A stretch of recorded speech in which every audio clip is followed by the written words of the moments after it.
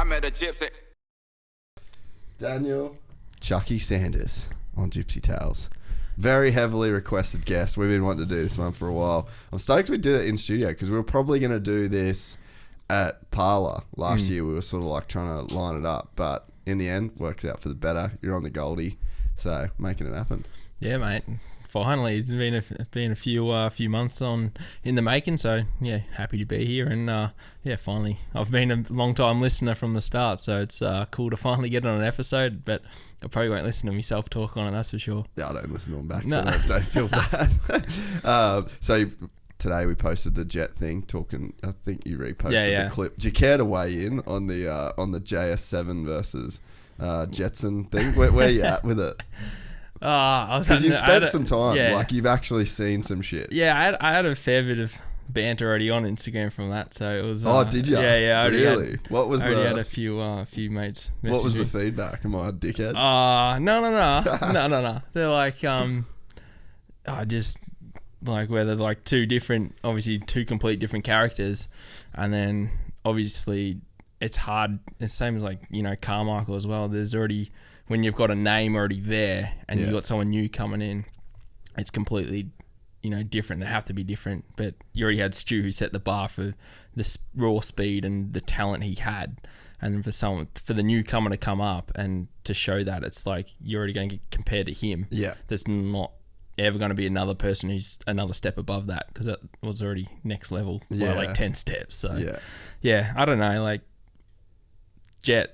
definitely his style and how he makes everything look. It's pretty special. Even witnessing it last year when I was there riding with him, it was like mental. So it's cool to watch all the different styles over the years and seeing him effortlessly ride that bike. It's pretty cool, and I'm sure he can go another step, but he doesn't need to. Well, that's kind of I think that's kind of like one of the points I was making. The funny thing too, so that was from September of last year. So that was kind of like before the new bike and stuff. So, I mean, this year, obviously that bike was pretty good. Like, you got a bunch of hole shots and stuff like that.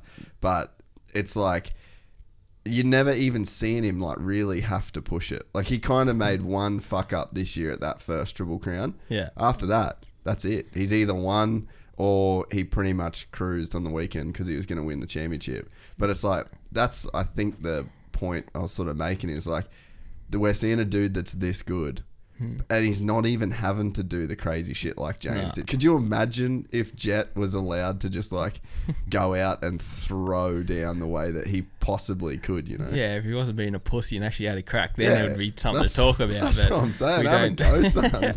I know. I keep sending him messages to stop being a little pussycat and have a send, but he's a bit smarter now, so it's good to see him do it. But yeah, same thing. You actually watched him first round. You're like, dude, he's just not even trying. Mm-hmm. And he's just that little one step up above everyone at the moment. And like the last race for the championship for him to win, when he got back on the back of Faulkner, it was just. Like, he just literally played with his ass and just was like, I'm just going to back off. Like, I don't care. Like, the championship's mine. So, and then you see Faulkner, who won the race, and he's happy about it. Like, it's sick to see him come back. But you look back at it and you're like, Jet just, played with me the whole time. Like, he just made you look stupid. But, and the thing is, like... he could do it just like that and make it happen. And you watch Faulkner, and, like, mad respect. I messaged him after the race, and I was like, I'm genuinely happy that he won. Because it sucks, like...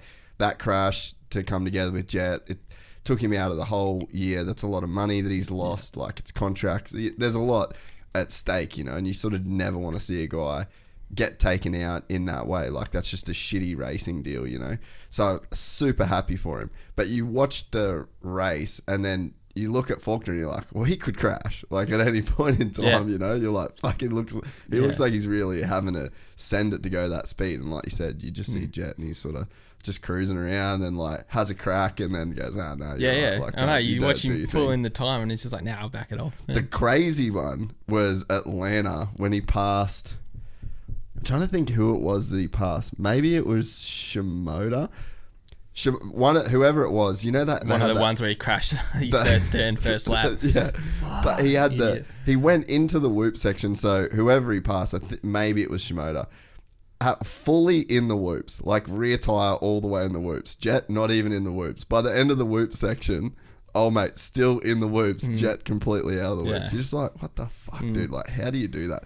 And I think too, if he didn't crash with Faulkner, remember how loose he was through the whoops? Like, how did he save that? Like, if he saves that, makes that pass without crashing, everyone says that's a James Stewart save. Yeah. But one turn later, he fucking crashes and everyone thinks he's the biggest dickhead in the world. Nah, he's all right. He's just a kid growing up, trying to make it in the big world. Just another little Aussie having a crack. Yeah, he is. Definitely a few of them having a crack these days. It's good to see. Did you see anything like being over there? You stayed there for a bit and you were training at 83. Like, was there any moments where you were just like, what the fuck? When it comes to like his riding?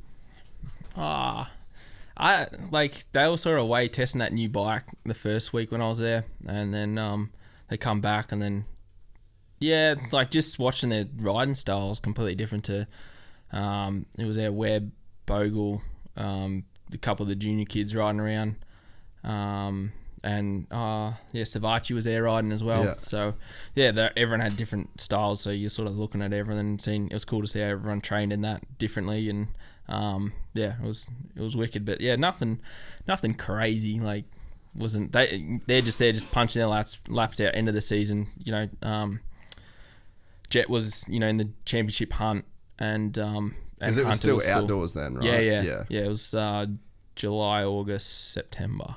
Yeah, I was there, did the old big 3 months there. So it's pretty cool to hang out there, and luckily enough got to ride at the 83 with all those guys. It was definitely an experience, and loved every second of it being there. So how did that whole experience come about? Just I was meant to do the first 2 rounds of the World Rally Championship over in the first one was Kazakhstan, and then Silkway Rally, and then then we were testing this new bike, and then they pulled a test in August, and for me to go home after Silkway was like 2 weeks in the slammer and the quarantine, and then it was like a week and a half out, and then have to go back to America. So I was like, it's not worth it. So for the amount of money it was going to cost for the team to send me back, it was easier for them just to go, all right, fly to America, hang out there, and then and then we'd go to the test and then whatever else. So I just ended up staying from then all the way until Dakar this year. So it's just JH hooked me up with Truman there, and then Truman said, got a spot for me down at Florida, down at the 83, down in what's a town called? Dade City. So the old Dade City. That's good. So it's Reedy's old compound there, and it was really cool just to roll up there, and had a spot, and it was in the garage, or in the pits with in the garage there, I guess they call it, with who was in there, Savachi, Bogle, and Webb, and then my bike was just in a spare spot next to them all, and you're like, dude, you're just flying into this joint, there's just a stock as a rock gasser just sitting there, and then you got some rally guy rolling in. So I'd just come off COVID, first experience having COVID, so it was pretty mental. I flew straight from Silkway to Frankfurt for a night, Frankfurt to Tallahassee, and then stayed at JH's. Did a workout with him in the morning. I thought it was a bit of jet lag, and then that was Friday. And then Saturday watched Southwick at Ricky's with his whole family there, and JH, and I was just like, and then we watched the UFC fight with McGregor where his leg got snapped. So that was that night, and I just remember there I was just dead on that night, and I couldn't get out of bed the next Sunday.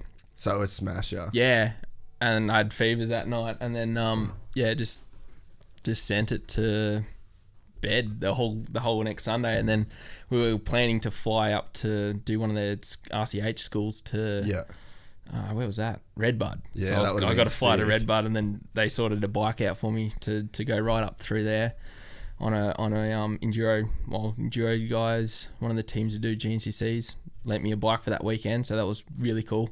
So I got to ride RedBud, but I tested Monday, and then flew Tuesday, got there that afternoon, tested positive, and as soon as I saw that email come through, I lost my taste, smell, and I was like, we went out for dinner that night, just rolled up to RedBud, like tracks prep, like I'm like, I get to ride one of the sickest tracks in America, and I was at dinner, I couldn't taste anything, and I'm like, shit, this is not good. And then, I did the next day coaching, but I just isolated from everyone. I was like, I just got to do it right. I got to ride here. Yeah. So, I just rode around a bit and died, and then I stayed at Jeff Stanton's.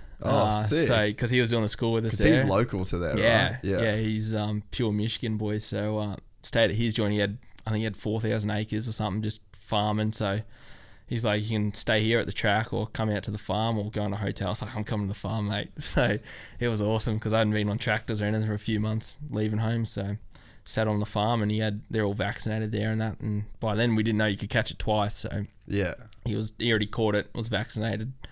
And then, just stayed with him and his family. And he didn't know me until 2 days before that. But obviously, when you were JH and Ricky, like, he's obviously a good kid, so we'll let him in. And I think we did bale and hay for a few days and was just cruising around there and went on the adventure bikes for a bit and just cycled every day, got out, got the sun into me, good food, and come away with it. And then I flew back to Florida, then straight down to the track because I didn't want to give it to the riders down there either, but then Coop had it that week after that, so it was just like, and they didn't really care about it, so crazy. I didn't want to go down there because I was going to go there and Jet and Hunter all there, and I was like, I did not want to give them this virus at the end of the championship. Yeah. And they're all sort of sitting there, so it was mega start to the old American tour. How was riding RedBud? Yeah, pretty cool. I didn't know it was so sandy, like it's... Yeah, because they run paddles for the race. Yeah, it's mental how like actual... the sand it is, like it doesn't look like sand because you're looking at it looks like it's hard packed tacky track, but it's really fine soil. And that there's a little Rocco's, that's definitely a send. So because they only had the national, because I hit only halfway up because they did the national there and they pulled the corner in and half the 450 dudes weren't even doing it. Like that's, I think Rocks encased out the top of it or something and nearly went over the bars, and just jumped up to there and I was like, I'm not sure about going the top all the way, but it wasn't full prepped for the ride day, but because I had a heap of rain that week. But just to see that landing as well, it's not a one you want to case because it's pretty steep going down the backside of it. So it's cool to see them have that size of a jump in an outdoor track. Like there's no way they'd let that pass in the MA Motorcycling Australia sort of rules. Someone would protest it straight away, so it's too dangerous. Yeah. But like seeing that thing there, but it's like you got the option. You can either go the full send or, just back it off a bit. Yeah. But no, it was really cool to see the size of the jumps and how much dirt they actually have on the track. It was cool to actually see that. Yeah, it's a crazy, just the facility, and like Budds Creek is another one that's just got like these massive jumps, and the whole facility is just like so spread out. And then it's, you've got all like the trees and the grass everywhere. It's just like, it's a proper facility. It's like, I don't know, everywhere. No, not everywhere, but so many places in Oz feel like an afterthought, But actually, shout out to Gun Valley. Did you see any footage from Gun Valley? Like the pro motocross? Yeah. They look wicked. Have you been there before? No, I haven't. They did a 4-day there, I think 2000. Oh, no, it must have been earlier because I wasn't even 18 to do it. I reckon it's 2011 or 10 they did one there. Yeah. And I remember watching those final motos because Matty Phillips was there. I think he won the outright on that final moto day. And watching it looked sick. Unfortunately, there was some gnarly crashes there. Like Cloudy went out and snapped tib and fib. That was massive. Yeah. Have you seen it? Go on just find it on YouTube, like the Pro MX deal. You can see him. Yeah, he's sitting down on he's on the inside line, sitting down, and so Ferris. I actually watched the moto. Just type in just the. Oh, okay, there it is. Is it that one? Don't watch the live one. There's another. But it'll be in there. It's like a couple laps in. Yeah, there you go. McKay, go down. That one there. Yeah. You see Ferris almost. Do you see like the first lap how Ferris had the whole shot? Ferris pretty much does the same thing. And go back, Rones. It'll be before this. Moto one, it's about. So just go to see. It'd be 22. No, I don't even reckon it was that many laps in. Go back another 5 minutes. This is the first time. This is like a really great sign for the Australian motocross while we're on the topic. Because I've Googled, or I went on to YouTube specifically to watch this race. Yeah. That's the first time I've done that for an Australian motocross race in so long. And it felt so back good. another 5. There we go. Yeah, go back. Yeah, it was crazy. They went straight to the medical flag too, not even Yeah, yellow. dude. I was like, what? I wonder where we're going to see this here. So shout out to everyone involved in putting this together. Yeah. This track was insane. So that was some random like privateer guy. That was the first. That was a gnarly section too. Yeah, that if you crash there, you're macking. That's like 4th gear on 450. I reckon we're still back. Yeah, here it is. No, here it is. Here. Replay. Yeah, see, sitting down and then what? out. And look at him, bang, all the way up there, dude. Tanty nearly cleaned him up too. That is a massive. Go back, like, watch it again, Rhodes. That is massive, dude. Imagine the force going through him up there. Oh, I don't know how many times he rolled, like, not the camera angle, but it would have been a couple. And to get that far up that up ramp, it's steep too. Like you're ragdolling up. See, old mate's looking at him. He's just like, "Nah, I'm going straight for the cross." So yeah, that's a bummer for Cloudy, but and Webster went out as well. It's just gone from like the 2 favourites for the championship out in a couple of days. I was joking with Todd. I was like, "Oh well, now it's the 30 plus class. All we've got is Tanny that's in there that's not 30." Yeah. But I mean, shout out Gypsy Metcalf orders. Yeah, until you get down to Rikers, it's all the over old dogs. 30s. But yeah, I mean, shout out to the club for doing an amazing job. Like, this is what. Yeah. I mean, how good would it be if all the races were like this? But also the television coverage, the fact that it's on YouTube. So if anyone wants to check out some sick Australian motocross, then go and search this. But yeah, dude, watch this thing step out, dude. It's fine until it's just so not good. Yeah, and the thing is, they're running paddles there as well, so it wasn't didn't look ripped deep at all. So it had a lot of a hard base to it, and a lot of, like, you can see on the first lap how dudes are going from suspension setups from soft one thaggy sand, and we'll go to here. It's gonna be sandy. It's sandy, but it's got a hard base, and it's watching fast. their forks and shocks move around, coming into this little small chop they've got there. It's like enduro setting. It's insane. It's just bouncing everywhere. Like, you can clearly see Ferris change his setup from Moto 1 to 2. Yeah. And then comes out, swinging the next one. But like that section there, like we used to race this. It was so scary, dude. Like, that's like that feels so fast, for a normal motocross guy. But I'd say for me, this like Gun Valley and Manjimup are like hands down the 2 best tracks in Australia. This did look sick. Have you ridden Manjimup ever? Nah. I haven't done many moto tracks. This year could have been the year too. I know. If I was ready for it, we can always bump it on to next year. Yeah, we'll do it. I reckon next year. If I'm allowed. Because you fucking rip at moto. Because I guess that's all you can do, really. Like, a lot of times it's not like you can train for Dakar that much. Nah, unless you go in the desert. I still haven't. I ride Mildura a fair bit and a couple sand tracks, but I don't really go into the desert. And like, I've been to Fink once for high speed. Like, that was in 2016. That on was the desert bike? Or just that was just watching when I was with KTM and just watching the boys when it was at Tobes, Ty, and Walshy went 1, 2, 3 that year. Last time, that was the only time I've been up there is once. Have you raced Fink? No. What? I've tried to do it the last 3 years. You've never raced Fink? No. That is fucking crazy. It's pissed me off a lot. I was literally, my list of topics was going to ask you about Fink and like, what do I do? Because fucking I'm doing it in a month and I don't know what to do. The best advice would be to go see the red-headed Ben Grabham. Yeah, okay. Yeah. The see if you can squeeze wizard. if you can squeeze in with him for a day, he'll save you a lot of energy and a lot of effort for sure.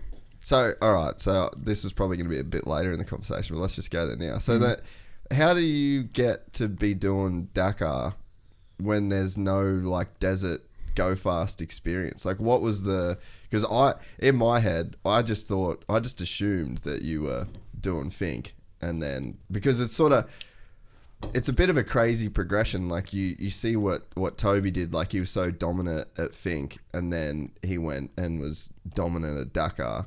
And I think it sort of seemed like people just put 2 and 2 together, like, oh, that's like a great race for talent for the Dakar, but you just circumvented all of that. Yeah, it was weird because I only had a desert race and a couple other local North Victorian desert races I've done, and I live on hard packed clay, like the slipperiest stuff in the world. and that's where everyone's like, hey, you good at sand? I was like, I got no idea. Like, it's just practice for Hatter, and even the high speed stuff, I don't do any of it really. And it literally was because of COVID that I got the ride, because everyone stopped here in Australia, and I was like, oh well. I just did the 6-day in Portugal and won that overall. So that opened up a few eyes around the world, so I could sort of get a ride anywhere I wanted to. So I was trying to sort out something in America with GNCC, because everyone stopped in Australia that year, because I knew Caleb Russell was going to finish up in America.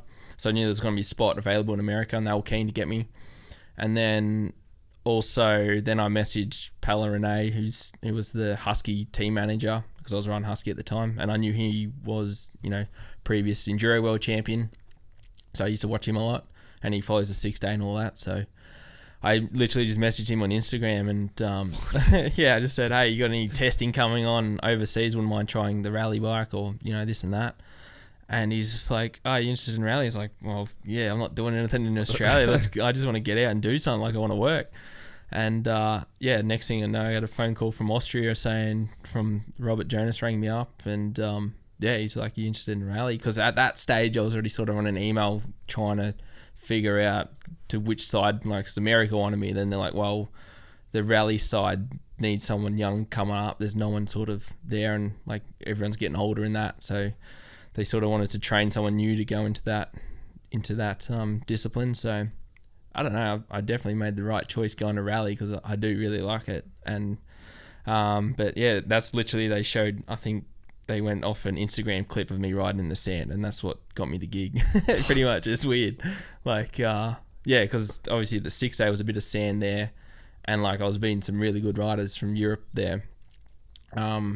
And then the American guys were there as well. So I had the best of the world there, and I was putting like 10 seconds of test on the guys there on the first day, and they're just like, how? And they were watching videos of me at night trying to figure out how I was riding so fast. And I'm like, it's just an enduro setting from Australia, boys. It's just how we race over here. It's just, it's different. And we built the enduro side up so big here in Australia with the competition. Like, it was so high. Yeah. And it was the fastest series in the world. Like, we had the fastest dudes here.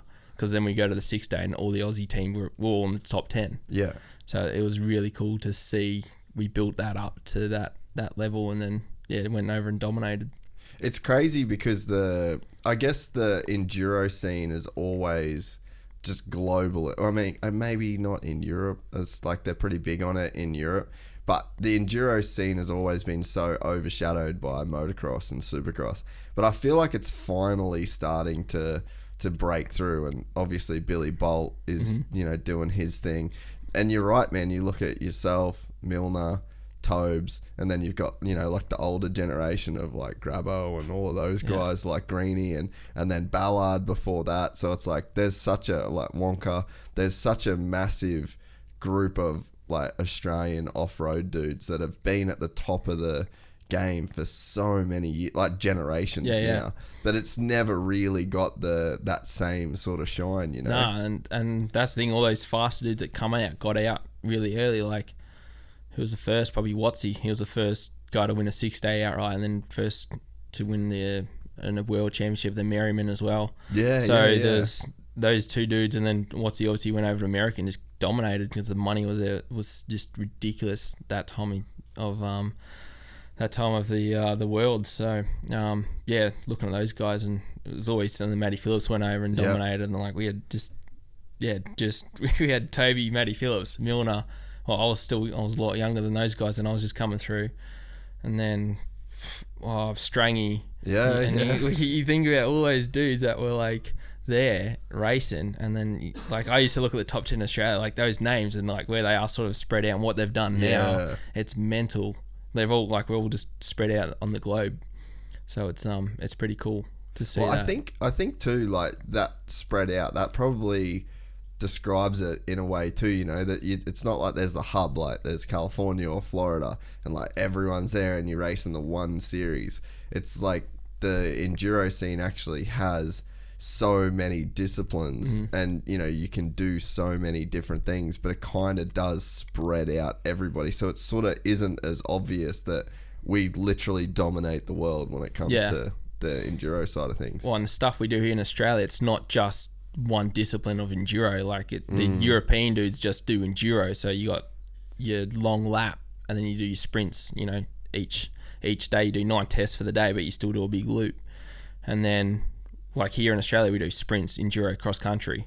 So we do all 3, and it's a massive range. And then we do our desert races as well. So a Hatter, a Fink. Then we still do a 4-day, and then any other local desert races. So we got a good mixture, and that's probably why when we go to a 6-day, our team's so strong, because we do a bit of everything, and then those tracks sort of suit our style compared to, you know, the European dudes do their more technical stuff in their enduro. Then they go to the 6-day, track's a bit faster, more grass tracky, and then we'll go there and go better. And then the Americans are more used to their 3-hour cross countries in their GNCC style, and then they don't have the intensity from their sprint training, because we do the cross country on the Saturday, then we do our sprints on the Sunday, so it's a double whammy. And that's sort of why you have to be good at sort of everything. Yeah, and you can see like Todd Waters is doing the motocross and the enduro stuff. He's one of the best riders in Australia, and every time he comes home from one of those events, he's like, Jesus, those dudes are gnarly. It was and he's really a gnarly cool guy. Oh, I know, I've been watching him for years and years, and race with him as well. So unfortunately we didn't get to do too much when he did the first 3 rounds, and then COVID canned like the rest of that season. So it was cool because he got to put himself up against myself and Milner, who were at the top of the game, and then compare, like, these guys are the fastest in the world, so he could come in and race. Any Australian could come in and race against us to compare against us. So it was pretty cool to have that. Yeah, it's like, you know, by racing you guys where you stand on a world stage. Like, this is how far I'm off the fastest times in the world, essentially. Yeah, and that's how I was always brought up racing. Dad only took me to the races. Like, I never did national races until I was 17, 18. Whenever there was one in Victoria. I never did a state series until I was like 14 or something. I just did club days until I was good enough to work my way up. There was no point spending bulk money traveling just for a championship at 13, 14, 15. You had to do your schoolwork, because that got me far. So what was your roadmap into riding? Like, your dad was sort of into it and kind of got you into it, and then, you know, did you ever want to ride, you know, motocross and supercross, or where did the enduro stuff come from? I wanted, like, Dad raced like all enduros and 4-days. They didn't really have an Australian off-road championship back in the day. It was, so in the 80s, he just did the 4-day every year, and then won a couple, championships in that, like won a couple of them.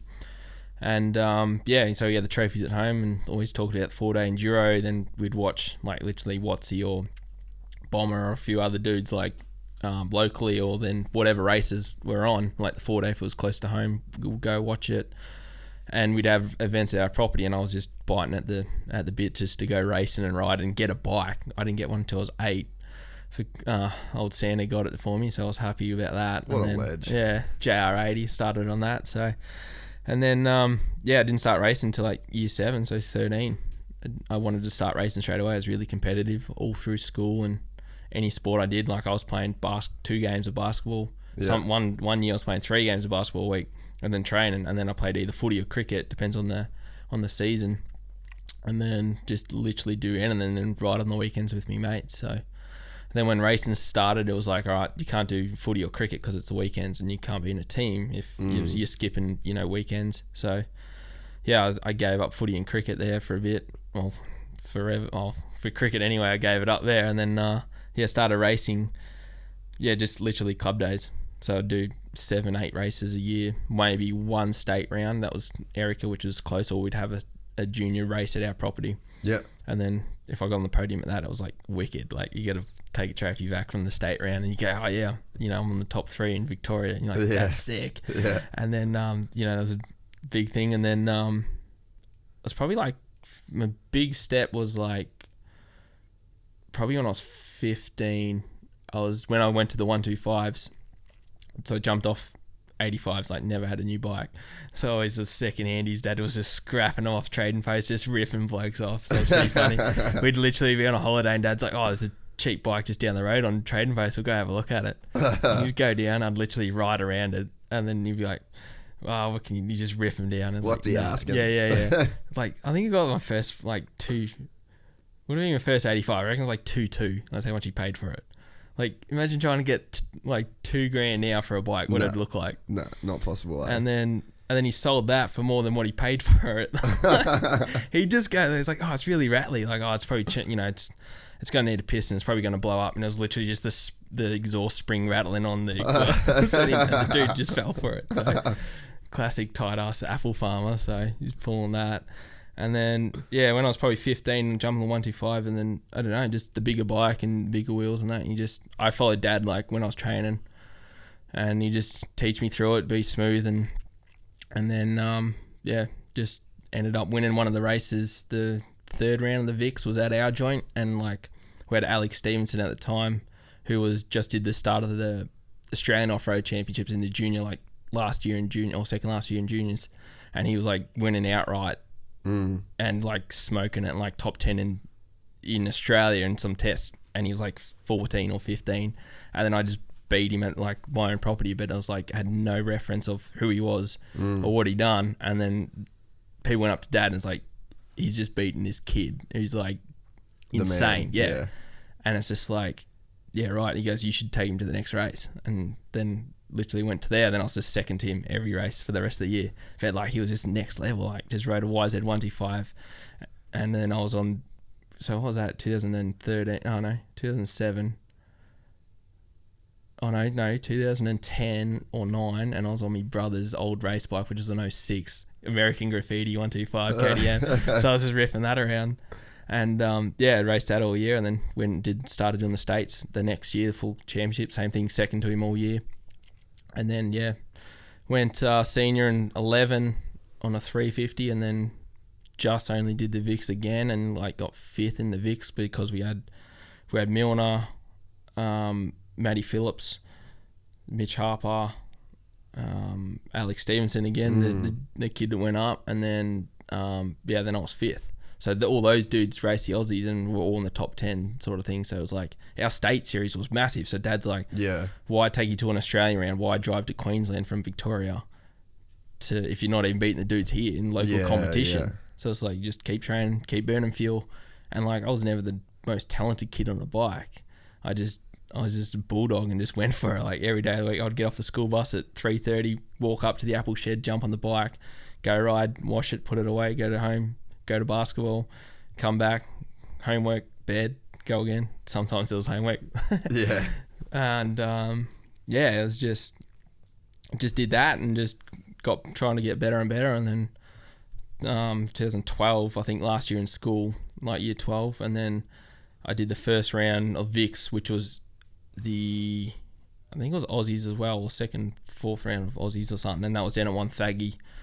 And then I like got in the top 10 of the results, and then all the guys in the top 10 had like rides here, like and getting paid bonuses, and I was just on race plan through Bolton's and KTM, so was really good just to get that, and that was sort of your future. Like I think I got 7th and a couple good tests there, and I was like, all right, I'm fast enough to get a job because these guys all pretty much did it professionally. And I was like at school at the start of that year, and I was like, all right, I know what I'm doing next year.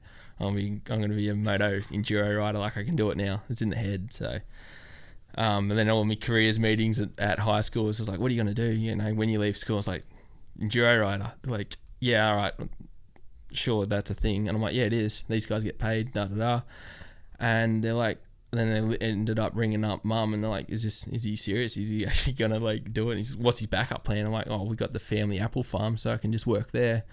Otherwise, I'll just go off and go to the mines and make money, because that was the thing to do as a kid. Make money and then ride bikes whenever you want. So I was like, oh well, worth a crack. So then I sort of did all that all year, and then missed out on a ride at the end of that year. I was close to getting one, but didn't, and then didn't really get any more support through the shop, or KTM couldn't give me anything for the next year, and I'd buy my bikes and that, because Dad's like, you're 18 now, you're off on your own, like you got to buy a car, pay for all your stuff, you know, you're not on Mum's tit anymore, so got to go. I was like, righto. And then Were you working on the apple farm to make money, or? When I finished school, like literally when I finished school, and then I was working to pay for me stuff for the 4-day, and then literally was working. Then I'd go do my exams at school because I wasn't planning on uni, but mum and dad like, you got to do your exams. I was like, whatever. So I was literally working, go 15 minutes down to high school, go do my exam. Didn't even study for it or anything, but I just knew what I wanted to do and wasn't going to uni. Yeah. So it was good learning curve, I guess, and it's just cool because I know my story is different to everyone else's. Everyone just thinks you're a moto kid, you got everything brand new. I was like, nah, you wanted to see some of the gear we ran. I didn't even run like, I ran 2, 3 to 5 different brands at once. I'd run an O'Neill helmet, Scott goggles, no fear gloves or Southern gloves, and then I'd be on a Fox shirt, and then Thor pants, and then Alpine Star boots. Yeah. Like, that's what I was running at a national event with bulk just stickers on my helmet, like just whatever, hiding all the scratches or cracks in the helmet. And it was Dad's helmet, and I was wearing Dad's boots still because all mine are just down to the metal. Like, it was insane. And I still got all that gear in the shed at home. It's pretty cool. What do you think about it? Like, when you're a kid, when you like, you obviously know that you don't have all the same shit as everyone else. Like, what was the framing of it in your mind? Everyone's got 6 sticker kits, and I had to make mine out of contact and print off and then trace it onto the white contact, and we had to get the black contact from, what was it, the news agency, the black contact and the white contact, then had to trace out our stickers and put it on our bike the day before the first club day of the year or the state round. We were making our stickers. That's so sick.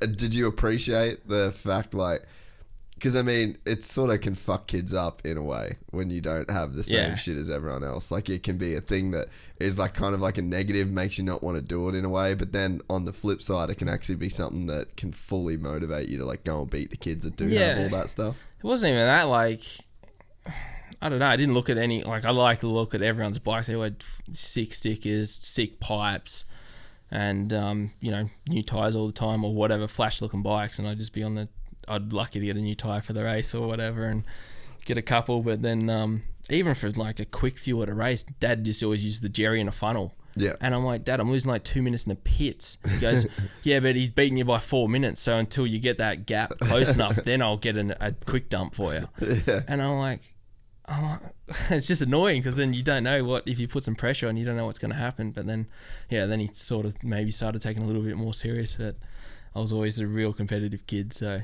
but yeah, looking back, it was, I don't know, it's cool to know where you come from and that side of things coming up. Like, obviously growing up on the farm, it was always just wear it down until it's broke. Yeah. And then go get a new bit. So it's like farmer mentality. Yeah. Literally get your money's worth out of everything. Yeah. Oh, you got a pinch in the tube, patch it up. Six patches on the tube until the valve rips, then you get a new one. Yeah. All right. So you get it flat, then riff it out.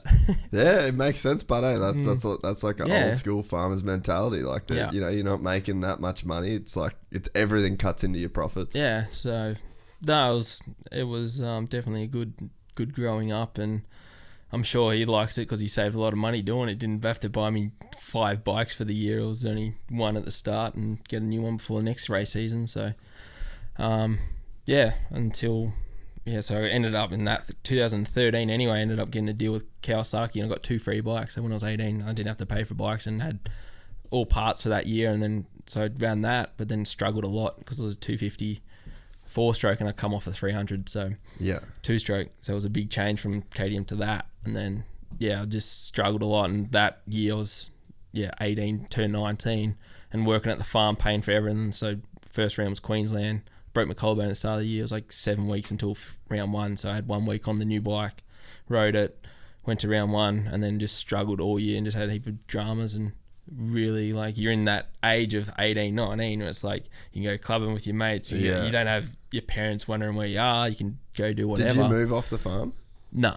Yeah, no, so I didn't have, I couldn't afford that. Yeah. So you stayed I was working there, so I was like, it's easy. Just wake up at home, down 1K down to the farm. Yeah. Work right after work, and then travel. I had to pay for it somehow because I knew I still wanted to go racing. So I was like, there's no point going and do an apprenticeship. Yeah. Earn, what was it, $300 a week, $400 first year out, if that, and then to go pay for racing. Yeah, you just can't do it. Nah, not happening. And, you know, your bank account was sitting like, you had a high ace van, you'd like still paying your parents the last couple grand for because I had to borrow, save up, you know, for that. And I was like, I had to pay that off and then paid for all my fuel and then accommodation if we had to stay somewhere and like I broke down a few times that year. I was just like, and I was like, I couldn't pay for the Queensland trips to go up. I had to pay for all my entries. Everything, all that was covered by me. And even for racing as a kid, it was always covered. We had to save up in school holidays to pay for all our entry fees, MA license, all that. Transponders, we had to buy one. Even parts and tyres, we did until we got parts budget, or you know, some bits and pieces, but pretty much had to pay for everything.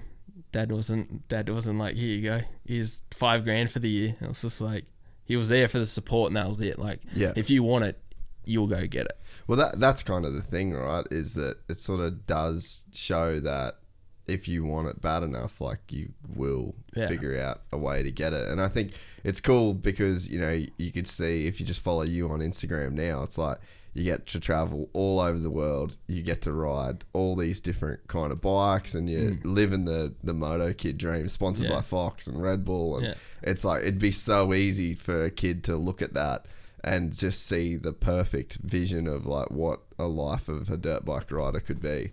But it's like, no, this started from a pretty crazy struggle. And if you're a kid that's listening to this and you don't have a bike yet and you love riding and you know, you're obsessed with it, there actually is a way to make it happen for yourself. Yeah, 100%. You just got to want it. Like, and I see it so much now with kids coming up. Like, they got the talent and then they get there. Like, I'm going to throw Fraser under the bus here because he's the biggest waste of talent there is in the field. Like, I love the kid, but I try to help him so much through when he was in the Husky team. Like, he was the next kid to go through and like dominate. And I love the kid, but like, we have so much fun on that. But I was like, I've tried him so many times to make the next step and to do it. But he come out of school and he's a super smart kid.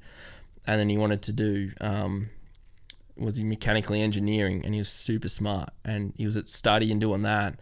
And I'm like, dude, you can make a proper living out of racing dirt bikes and you can do uni if it doesn't work. Yeah. You've got 5 years to pull your finger out, work hard, make it happen, or, you know, go do uni or whatever. And he was just like, he had all the talent there and he was on the team, he had all the support, mechanic, parts, everything. He didn't have to pay for anything. He's getting some money out of it and the bonuses, and it was right in front of him, and he just didn't want to go that next step. 18, want to party, 19, party. And and now he's like, I don't know what he's going to do right now. He's still there racing, but his results weren't where he was when he was 18. Yeah. He got a top 3 outright. It was me, Milner, then him. Yeah. And he wasn't far off. And it's just like, dude, you were right there. Yeah. And and then you see a lot of other kids just coming up, junior career motocross or enduro, and they get to the senior thing and it's just like, all right, now it's time to put in. But the thing is, with those kids have been racing from when they were 8, really young, 65, 85. They've already had like a full career almost. Exactly. And then they get to the 18 where you actually got to start working when you hit the seniors. Yeah. And it's like, and that's where I only got to the seniors and I was like, I'm still trying to get to where I am. I haven't made anything yet. I haven't even got a championship yet. Yeah. When I was 18. So I didn't get one until I was like, I think I won my first state at 19 or 20. So it was not until then. And then it went 21, okay, second in the championship, third or fourth in the AORC, 21 or 22. Then I won it. And then I was like, all right, you're 22, you just won the Australian Championship, sick. And then it went to Europe from there. Yeah, because it's very rare that you're going to be able to get out of juniors into that stage where your parents are going to stop sort of paying for you and then you're going to have everything covered. Like, there's just not that many 18-year-olds that can walk into a full-blown ride like that, especially in enduro, you know, like there is that period where it's like, hey, you actually are going to have to earn this. Yeah. You got to do your apprenticeship now and make it happen. So, I don't know, you just see it I see it in a lot of people. Like, I guess because I know what I had to do to make it happen, and you can just see the drive in some kids. Like, and now in enduro, I saw those kids that are hard working from a younger age, and then I see them now, and I'm like, yeah, that's why you're there now, because you're putting in, you did everything right, and you want it, and you put the work in every day during the week. And like they weren't the top dudes even in juniors. And then you see him coming through now, and you're like, yeah, it's cool to see. I'm reading a book at the moment called Peak, and it's like by these two scientists. They're like peak performance scientists. Mm-hmm. So they basically like set up all these like crazy studies and stuff. And it's funny, they just shit on the idea of natural talent. They're just like, the biggest one is like violin players, mm-hmm. like musicians, because I guess the way that they kind of explain it is that there's so much data in musical history. Like you go all the way back to like Beethoven, and you know, like you've got centuries worth of data of people playing violins and all these like different stories of child prodigies and all that sort of stuff. But they were saying that basically the great violin players that were accepted into the top musical schools, by the time they were 18, they'd practiced on average 7,700 solo hours of practice. That's not in a band. That's not formal training. That's not like anything. That's just them practicing by themselves solo. The average 7,700 hours. So it's like you can look at, and I mean, it's sort of, I was in the category of, it's just so naturally talented. You know, anytime I saw, you know, guys that were better than me when I was a kid, because we just didn't get to ride. Like we got to go to a race, and then we'd, you know, practice, you'd be nervous as fuck because you haven't rode for 3 weeks. And then you do practice and then bang, you're into some gate drops and you just get smoked by these kids that are doing whips and shit. And you're just like, I fucking barely get around, you know. I just throw a bum off the side of the seat. That's what bum with. Just a wiggle. Yeah. But you think that that's talent, and I grew up my whole life literally living in a lie of that guy's got talent, that guy doesn't. And I mean, to a certain degree, like you're athletic or you're not athletic, but it's just the work that people put in. You don't see it. Yeah. You just see the end result. And it's actually been super interesting reading this book and just reading all these different examples of like the amount of physical hours that people put in to their practice. And it's kind of like, why? And they can literally group, like they categorize these violin players as good, better, best. Because even if you get into a school to play violin, like you're obviously really good at playing violin, then there's people that are better, and then there's the people that are the best. And there's just these hour discrepancies in all of the studies that they see. Like the best is like 7,700, then it's 5,000, then it's like 3,500. Yeah. So like the groups are literally defined on how much practice that you put in. And it makes sense, you know, like you're just out there burning fuel. And you used to hear stories of Chad, where Chad was on an 80 and he used to put a 20-litre fuel drum on his bike and he'd ride it to the track, and then he'd just ride until the fuel drum only had basically enough to ride home. Yeah. And that was just like a daily thing. You're just like, well, fuck, what's talent? If that, you know, like, is that talent? That's the same with like Watsy, because he didn't grow up too far from me, and then like he was an enduro mad dog back in the day. So it's just like, hear stories about how he trained, and he didn't give a shit about what he did. Like he literally, same thing, finished, he'd say get up, swim in the morning for an hour or whatever, go to work, come back, take a jerry out, same thing, and just burn it, run out of fuel, probably push his bike around to the end of the thing, fuel it up again and go again. And he'd do that. He was doing that every day. Like he didn't have a program. He was just mentally just burning. He would have been the nuttiest dude to train with. I wish I was in his era that time, just to see what he actually did and just go out on a 125 and just smoke everyone. And that's what he did to the GNCCs. He rode at every KTM bike they had in that enduro range that year, because everyone's like, oh, you could ride 125s, 200s. He rode 525, 450, whatever, 400, and then 300 two-stroke, 250 two-stroke, 125, 200. He rode every enduro stock. He built it the day before the race. He got it straight out of the crate, built it, held it, tapped. Jetting's good. Yep, good to go. Didn't just even to touch prove it. a point. Yeah, just to show he was the best dude out there. What a savage. Yeah. What was your training like when you were a kid? What was your, like, you'd get home from school, fuel up the bike, like what was the kind of riding and shit that you liked doing to train? And were you thinking the whole time about like just being like getting better? I don't know, because it's not like you go to I never had a motocross track at home either. Like we just have grass track, because Dad's like, you don't need to jump. Like I was always mad trying to. I wasn't even allowed to go to Krusty Demons. Really? Yeah, I was like, because I don't know, I had older cousins and that, and they sort of had like freestyle compound sort of thing up the road from us, like that. Dude, ramps. can you and imagine shit. if you fucking did freestyle? Yeah, I was literally like, I wanted to do it. Like, we don't need that. No, I already freestyle Chucky is not I do what that. we need. I do that on a Supercross track.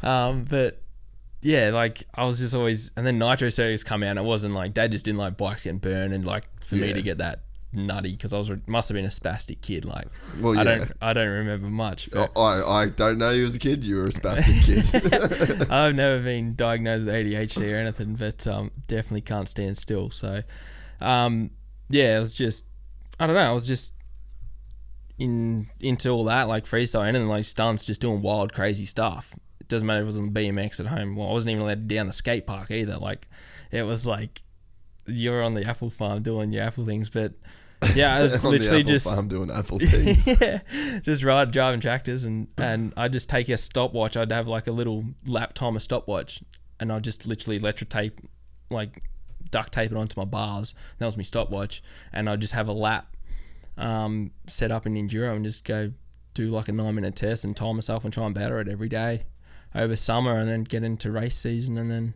I'd literally either get off the school bus and walk up to the shed, jump in, because our bikes were at the shed at the apple farm there, and like freezing cold, like there's all cool rooms, just dirty workshop. Yeah, bike stand was 2 apple boxes on top of each other. It was a green compact there, and then just whatever oils that the 4-wheelers were using or the cherry pickers were using, fuel just out of the Bowser, just chainsaw oil, the 2-stroke, just anything like that.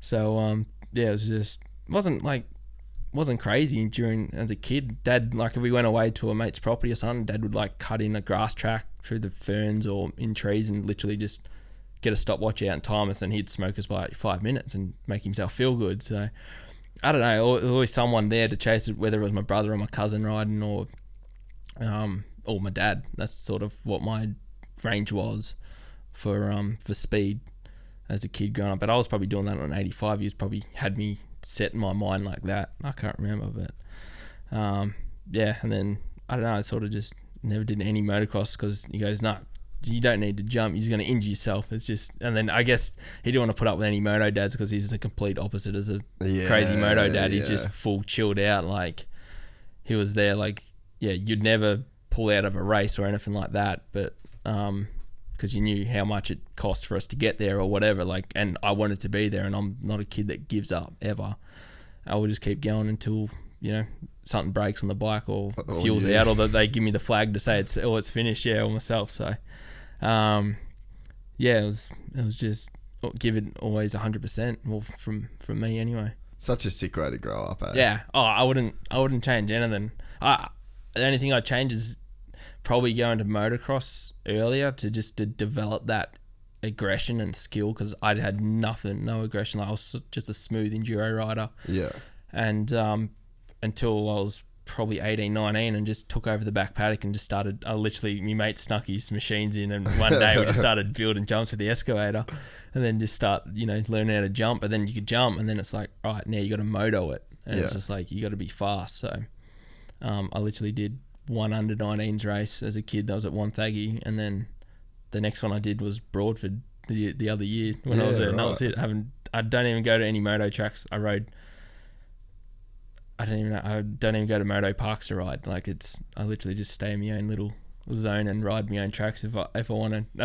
That's probably the best thing, and the luckiest thing I've been able to do is we've got like 300 acres of forest, and we have like enduro events there, and that's why I've been able to train so much as a kid. Like, I wasn't lucky as in getting new bikes and all that, but I was lucky for where I grew up in the family. Like, my uncles were all behind, dirt bikes and racing, and we had a heap of bush and like just a tractor and grader blade, and then Dad and my uncle would just build tracks, and then I'd just ride there whenever I wanted to, and my mates would come up and ride, and they're like, "Yeah, so lucky to ride there," and I'm like, "Yeah, I am." And then, but it's like any kid could have that, and it's whether they do something with it or not. 100%. Because my cousin, my brother all had that opportunity, and even other local kids who wanted to ride there, they had that opportunity as well to use, that property, and it's whether you want it or not.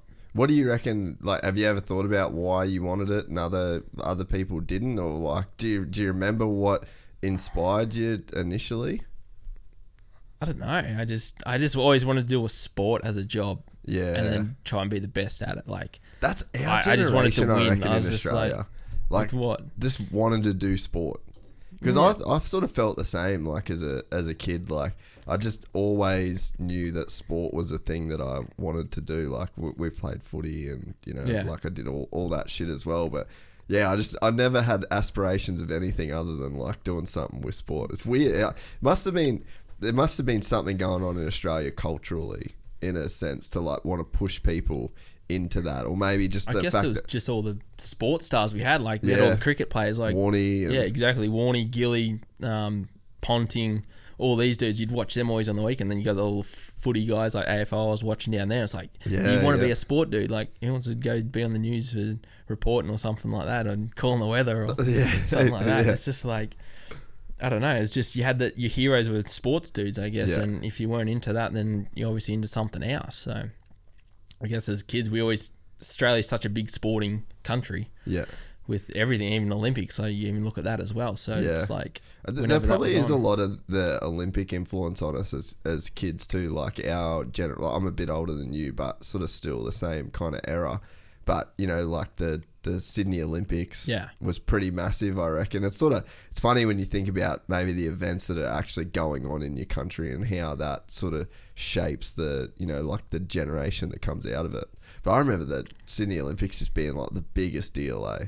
Yeah, for sure. It would have been, even if they had it now, it'd probably be still a massive deal. So it's just crazy how they just pump it up and make it, like with sport in Australia, they just love it. I guess because there's nothing really else. Yeah. I don't know.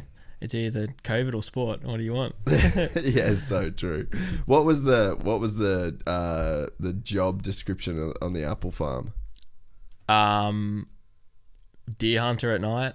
Yeah, really? Yeah, just shooting at all the deer, whatever was running in eating all the apples. Do you have heaps of them?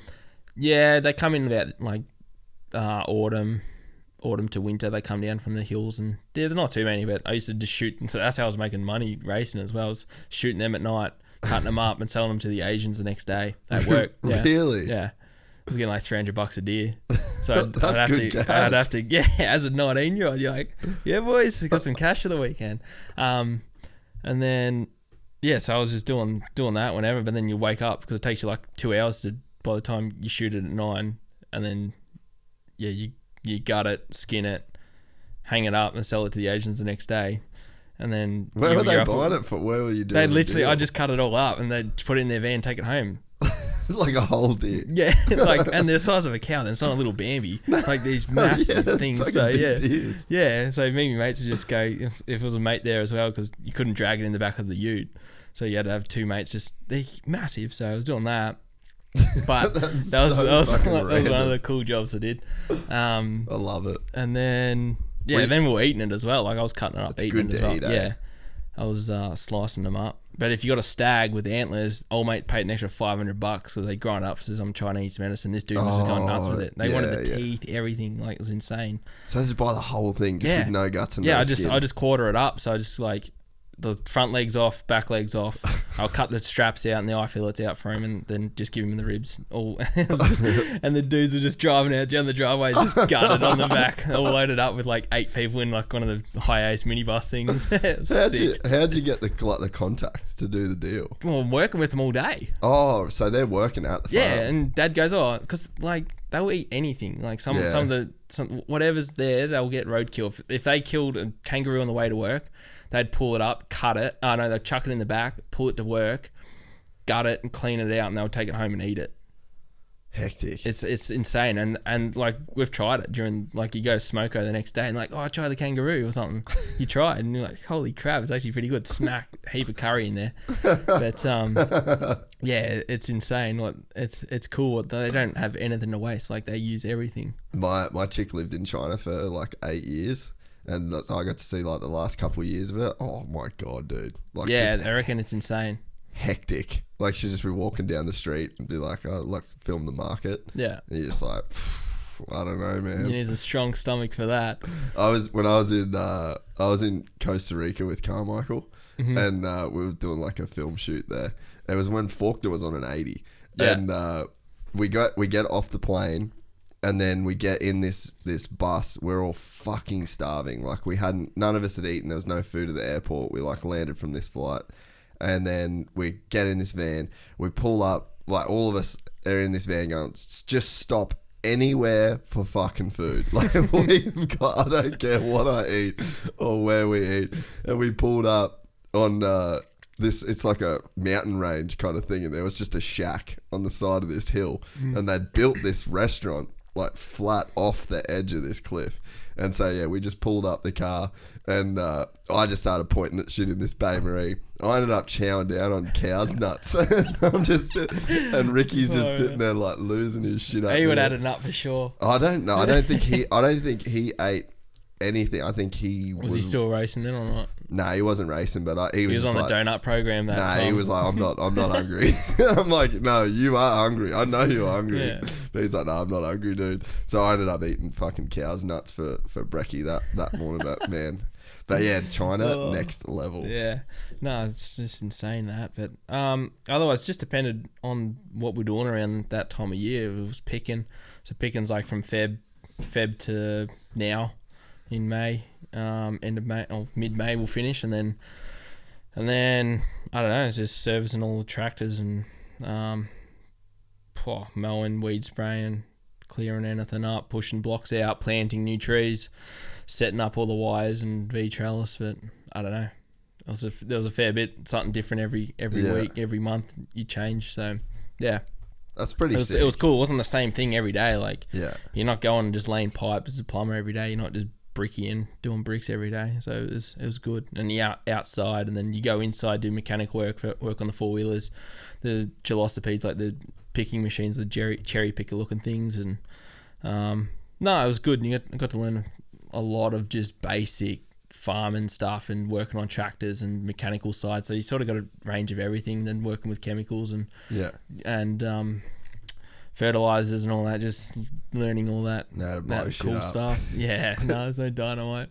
Did you do any diesel bombs out there? Nah. No. I was too busy trying to burn it in a tractor, trying to make some tracks or something. But yeah, no, we'd light up some pushy jumps as kids. That was about it. At night, if we did a camp out down the shack, crusty style. Yeah, just have a 6-pack of pushy jumps. Yeah. Just light ourselves on fire. Try and do that, but no. It's funny. Anytime I actually did this like interview series for Can-Am, I had to like call these farmers and like do these interviews for them, and every single person said, "It's good to get to be outside." That was one of everyone. They literally across the board they said you get to be outside. Yeah, I'd never really thought about it, but you get farmers particularly that are outside every day, but it's not on a job site. It's not. You're actually in nature. You're just getting to kind of walk around in nature. Yeah. And it actually becomes such a massive part of the draw for people. And it wasn't until I did those interviews I ever really kind of had that thought. But I'm like, man, you kind of are at a loss if you're a person. Like, we don't get out. Like, we sit in this studio 8 hours a day.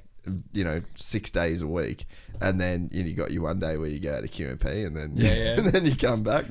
But being outside is actually such an underrated thing, and farmers get that in a way that not many other jobs do. Yeah, out to break of dawn to the night, and that's how I sort of work. Is just up at daylight, and then daylight savings is the best. You walk in at 9 o'clock and have dinner, and then go to bed.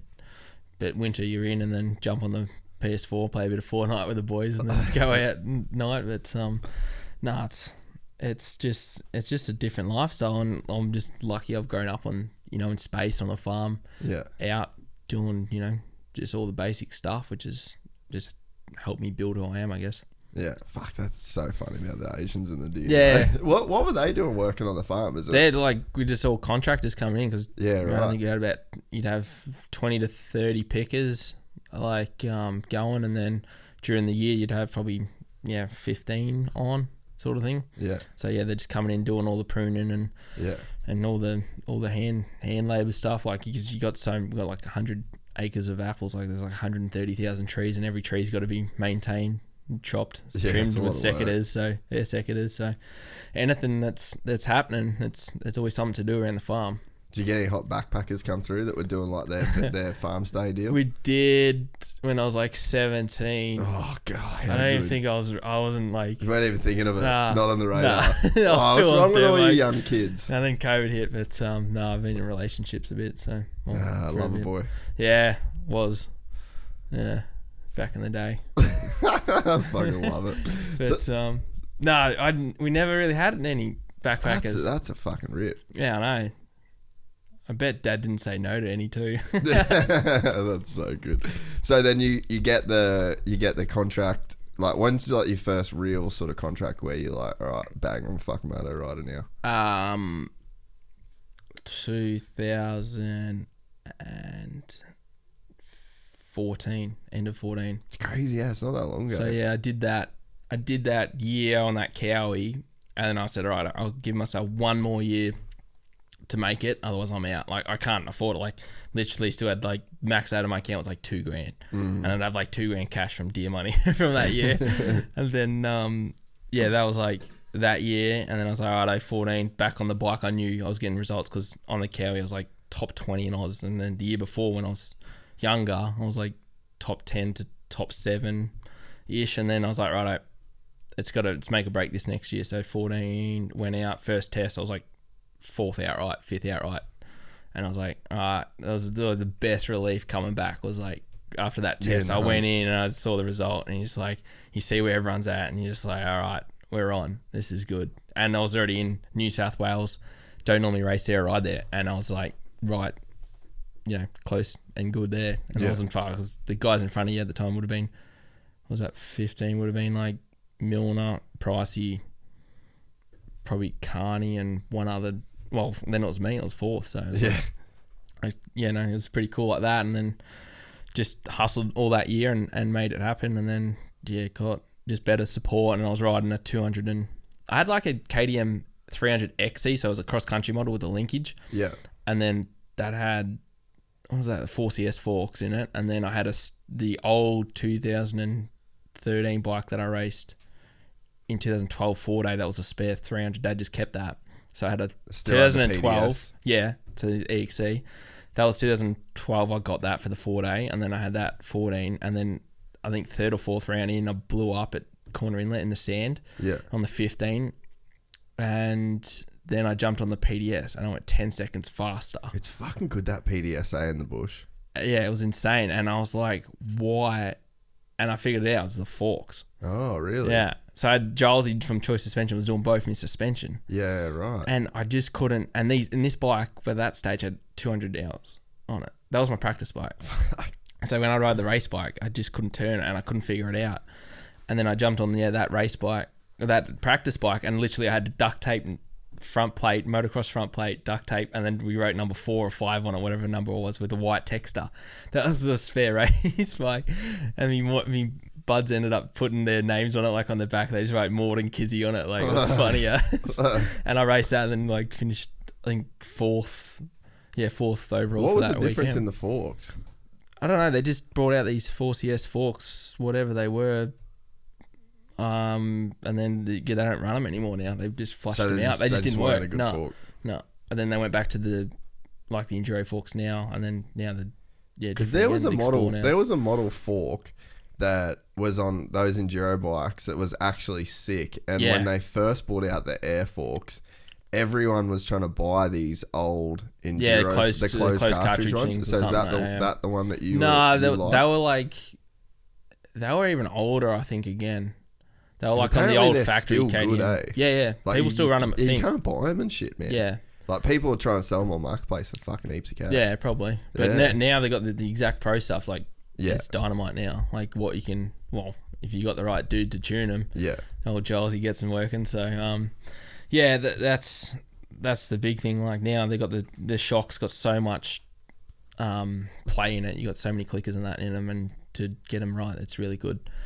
But anyway, that when I rode that in 14, and then I jumped on that bike, I raced that for the rest of the year. I sold it with 270 hours on it. I only did 3 pistons on it. Same bottom end. Didn't change the bottom end. That is pretty crazy. That's a nuts 2-stroke. So then, I got the new 15 model.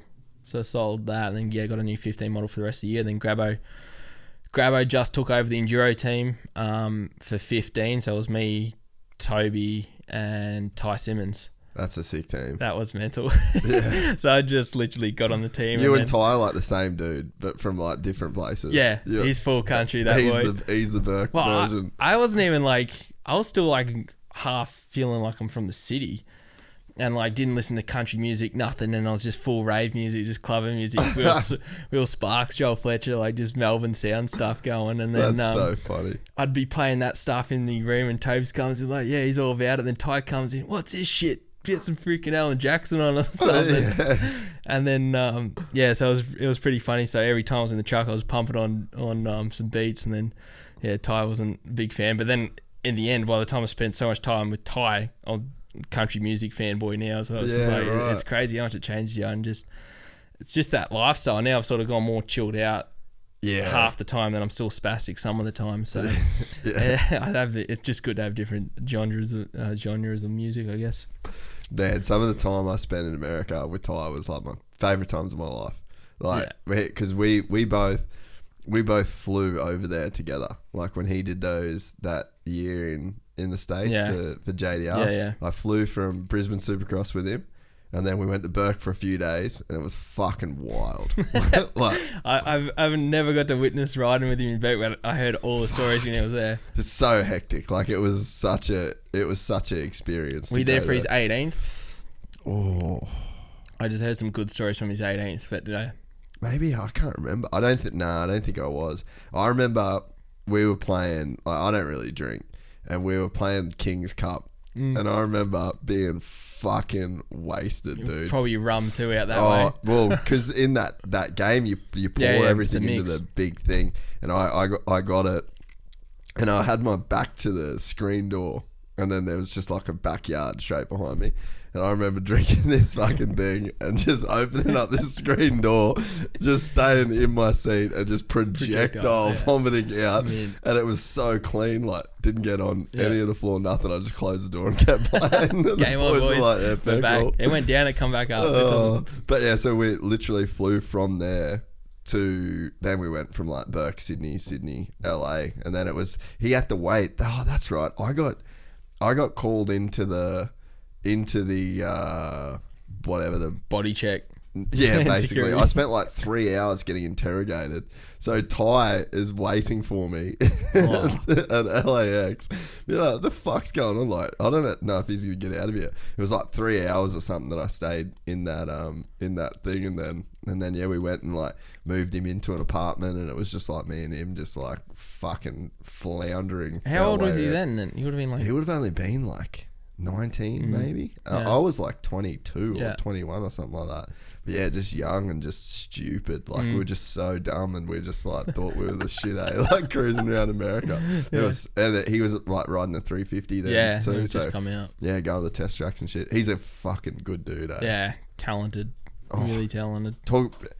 Like he did a lot, but nowhere near what he could have done. No, exactly. He should have been the next Reedy, and then obviously Lawrence's like he had like, and that's the same when he come to Enduro, he'd been off the bike for how many years? Because that's when the first year he just come back was 15. So when did that 350 come out? 11, and then he stopped in 12, I think he had like 2 years off. Yeah. And then went to Enduro. So he would have had like 13 and 14 off probably. Yeah. And then come back, and I'm like, dude's still got it. Yeah. But same thing, if he wanted it, but he was lived out Berkey's, that's his lifestyle, country, whatever, and he'd already done all that junior stuff, like dominated, and then he wasn't fussed from him. He was out mustering goats, making bulk coin, and then he was getting paid from racing, but that was just some fun on the weekend, traveling with his old boy, going races, and riding dirt bikes. And man, think about the miles they would have done. Like every hundreds of thousands of kilometers to race. That's what's crazy about some of the people that raced in Australia, that like even for us, like we've done sunny states, man, every second weekend. Dad would drive 20 hours one way and 20 hours the other way every second weekend to do the fucking sunny states. And the funny thing they say, like, we're in the middle of everywhere, like it's only 8 hours. Yeah, 8 hours to Brizzy, and then 6 to Sydney, and then 10 down to Melbourne. I was like, it's in the middle of everywhere. It's a long way. Yeah.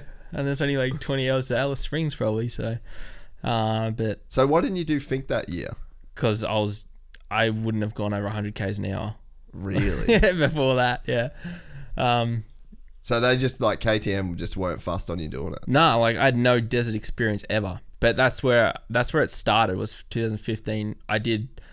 It was so funny just the start because we did Endurocross. That's when the championship was running. Yeah. So I built a sick Endurocross track at home. So all the team come down there, and we're there riding, testing for that. So we had 3 rounds. We went Brizzy, and then Sydney, Melbourne, and they were doing testing at Fink in between that as well. Yeah. And then we did a week in, I think it was before Melbourne, end of Jan or mid-Feb. We did one at I went up Mildura and stayed there and did test, and that was my first sort of desert test. The last time I rode the desert would have been Hatta 2012. I broke 2 bones in my vertebrae, went over the bars, prologue, first corner, just 300. Like I was on 14:45 on a 300. I got to the corner, I was sitting down, and then the rear end just stepped over, and I just high-sided. Like, just no experience at all in the desert. And then, so I hadn't rode desert since then. And then I was just learning it. And then I was like, at the start, I think it was Grabo had Ivan Long, Ty, and Toby doing Fink. So this like it was them 3, them, and they just already been pre-running at Fink, come back. And then, I was riding a 300 that year because Grabo was like, what do you want to ride for Fink? For Hatta, I was like, well, first year. I was like, learning. Let's just do 300. So I was riding my Endurocross bike, Enduro cross suspension. I didn't even like changing suspension. Like I hadn't even done testing then, so I had no idea on suspension. I ran my Endurocross setting in the desert, and they're just shaking my head. And then Grabo, he went to Woolies and bought heaps of like stuff, and they were doing like sticker giveaways or whatever, like from when you spend over $30. He comes back all these kid stickers, and he's just slapped all over my bike, and I've still got one of the front fenders that was like. Was it not Rick and Morty? It was one of the other things that's still on the front mudguard at home. I just kept it. They were smoking. Ty and Toby were smoking me like a minute 10 around this 10-minute lap. And Grabo's like, give me your bike or whatever, I'll go out. And he beat us by like 20 seconds. I just couldn't hold it on through like chicanes, and Longy was the same, but Longy at least had the desert experience. And then, in the end, we ended up getting... I think did a bet. It was like, all right, the slowest 2, which was pretty obvious who it was going to be, have to go out in their gear to dinner that night at the pub. So obviously me and Longy lost, but I got close enough to him, which was like, I think got it down to like 30 seconds off him or something. So it wasn't too bad for my first sort of desert hit out. But then, then I did the 300 for Hatta that year. I ran a 19-litre tank on my bike so I could get 2 laps in, because we were chugging like 7.5 litres a lap. Yeah, like the fuel consumption for the 2-stroke was. So I ran this massive, I think it was either 17.5 or 19-litre tank, for the 2-stroke. Massive. Like the shrouds on the bike was a tank. Yeah. And I just remember, I think the last lap I got up to 4th, a couple laps till the end, and then I caught one of the riders, and then he blew back past me on a straight on a 450, and I'm like, I'm not riding a 300 next year. No, I can't have. It's just, you just make up time so easy just from the bike. And I had the option to go to a 500 like a couple of weeks before. I was like, no. Like I thought like 500 was like, because I was always 2-stroke guy, so I was like, I don't want to ride a 500. I would die on it. Like I would just go full nuts. And then that's when that was Tobes' last year in Enduro as well. So the 15, then he was done. And it was just me and Ty the next year in Enduro in 16.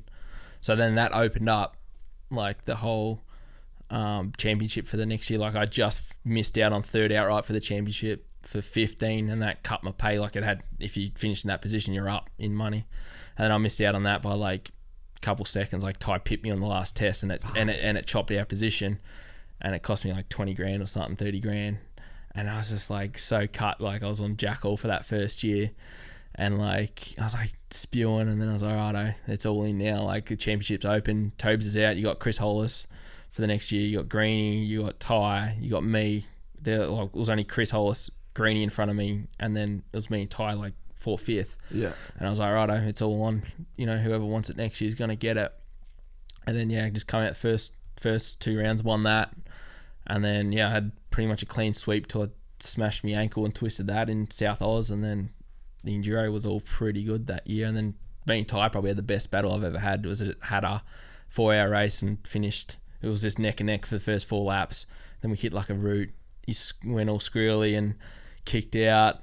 we was all both on 500s then, same bike, everything the same, and then he kicked out, and I hit the same warp with a root in it, and then I kicked out, but then high-sided because the tyre was like, then the race goes, if I went down there, like I was right behind him, like we were chopping and changing, like we would have changed the leads like 50 times that whole time, and then in the end, like he had like 2.5 minute lead. The last few laps, his blisters were chopped out because I knew he didn't have the fitness, but then I knew I was fitter, but I didn't have the speed at the start, so I was like, all right, if I can keep with him at the start, I'll be right in the end. But then I crashed, and then I just hit my head. I was dizzy as, and then got back going, and then in the end I was just bulldog. I pulled 2 minutes on like the second last lap, and it was like a 30-40 second gap, and I was just into it, and then I was at the end of the finish, and I was 11 seconds, and I was just like, yeah, fighting it. But that was a really good race, pretty cool. And then we just got maggoted after that. It was so fun. That was the best thing about like the first year in the team with like Toby, Ty, Grabo, and that. Like I was like, all right, we're in a job now. It's like full professional. Yeah. I think our first Enduro cross testing out. We ended up in the clubs in Melbourne. Oh, it was so funny. I was like, all right, this is what it's at. So it was pretty funny. Work hard, play hard. It was like we do all the work during the week, and I was like, all right, we're done, and we just end up just out into it. It just escalated. Oh, so funny. We just did a van load straight down to Melbourne. Went to like the local club. Good old Ringwood. That's Ringwood too. Yeah. Oh, you know that? Yeah. Went straight to Dakota. I used to live. My first like job in the industry was for Stroke magazine. Oh yeah. Way back in the day. Where were they based? North Melbourne. Yeah, right. So I used to live in Geelong. Yeah, right. And then with Lewis Stewart and Subby, he was like the editor at the time. And then I was on like 18, and I moved down in fucking full winter from Cairns to Melbourne. I was just like, what is going on? And then we'd get the train every day from Geelong to North Melbourne, so I sort of learnt the lay of the land a little bit, but yeah, it's fucking wild joint down there. Oh yeah, definitely bred a little bit different. Even like, that's the other funny thing I had. The other good thing is I got out, and like some of my mates are surprised I got out and doing what I'm doing, because I was in a like good group of dudes, but they were like, you know, they're always the loose kind, like partying and just out all the time, clubbing and whatever. Back then, I was like, for me to get out of that, it was just an achievement in itself. But like, they always knew like how driven I was to racing, and how they had the potential I could, if I wanted to do it, I could. So I had the right dudes push me along the way, and then like that's where like it's a problem if you get into that kind of group and they like don't want you to succeed. Oh yeah, 100%. Like trying to, like I would drive them out whenever I was injured. I was always like, I never drank, because from when I was I had like 13, 14, and then I hated alcohol. It started just like because my cousin and brother like older, like a couple years older than me, so then they were camping out, and then they'd have like 6-pack or whatever, and I'd have like 1 or 2 and just hate, like I can't drink Jim Beam, any rums, or Johnny Walker, any of that whiskey stuff now. It's just not good. And so then I had that. I was like, no, I'm not drinking. And then when I started getting a bit more serious about riding and racing, I was like, didn't touch drinks till I was like 17 or 18. And then like I'd only drink like 3 times a year. It was so rare for me to drink. And then, my mates were just, when you're out with them, it's just loose. It's just all in, just end up doing stupid, like not like illegal stuff, but like, just carrying on, running a mark, just doing the same old stuff. So, and then like they'd follow me to all the races. So any local race, like any Enduro cross, they'd hire a minibus.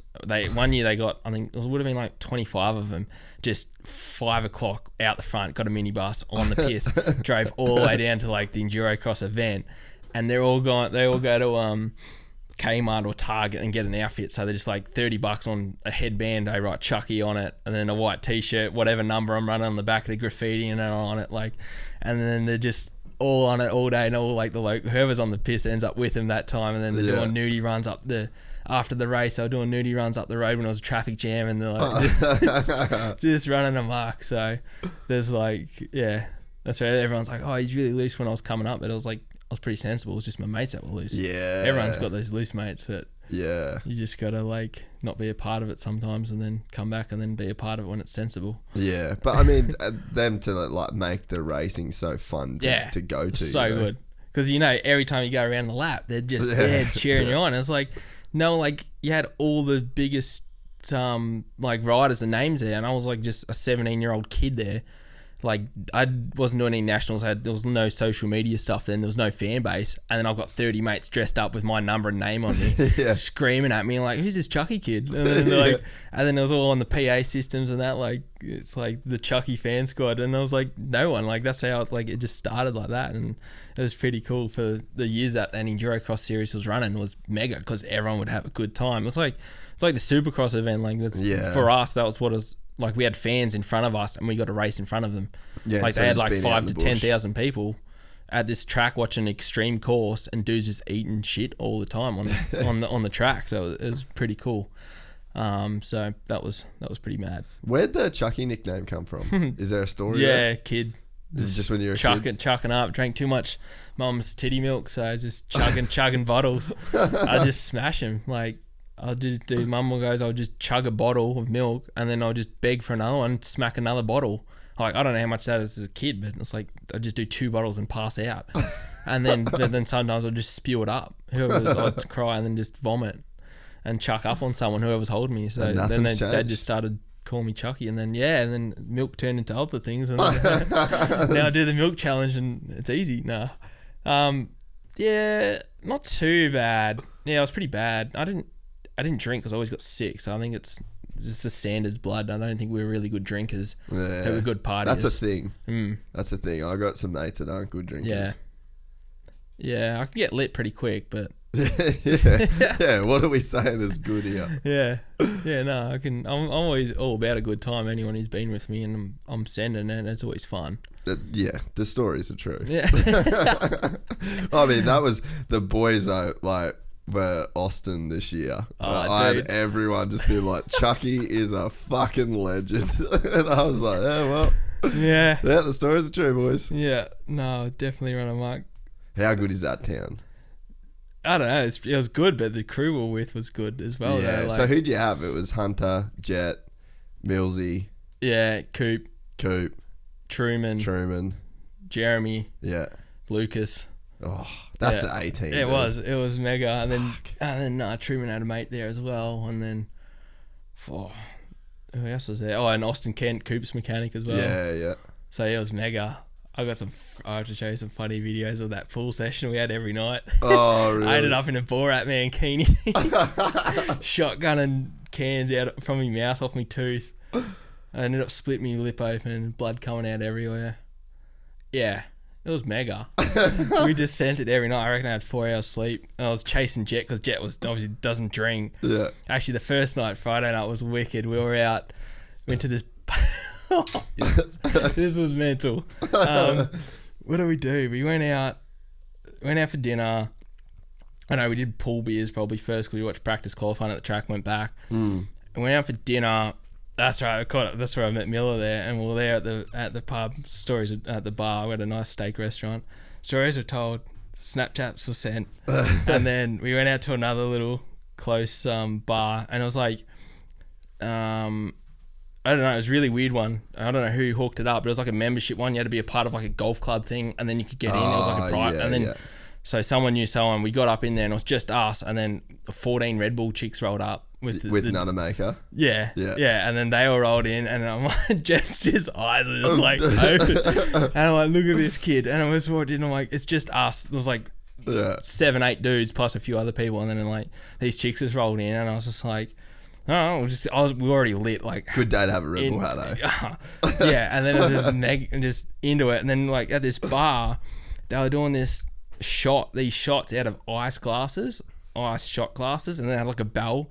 And you could hit the bell, and I don't know what you get. It just, once you shot it, you throw it at the bell. So then Jet's like, well, I can't drink. Let's just get, things of ice and just lobbing at him. And then a couple of hours later, I ended up going, I was in front of it, and Jet kept messing it. And I was like, hit the bell, don't hit my face. And then one chick just comes in off the side, just smacks me in the balls with an ice thing. And I was like, oh, that was great. And then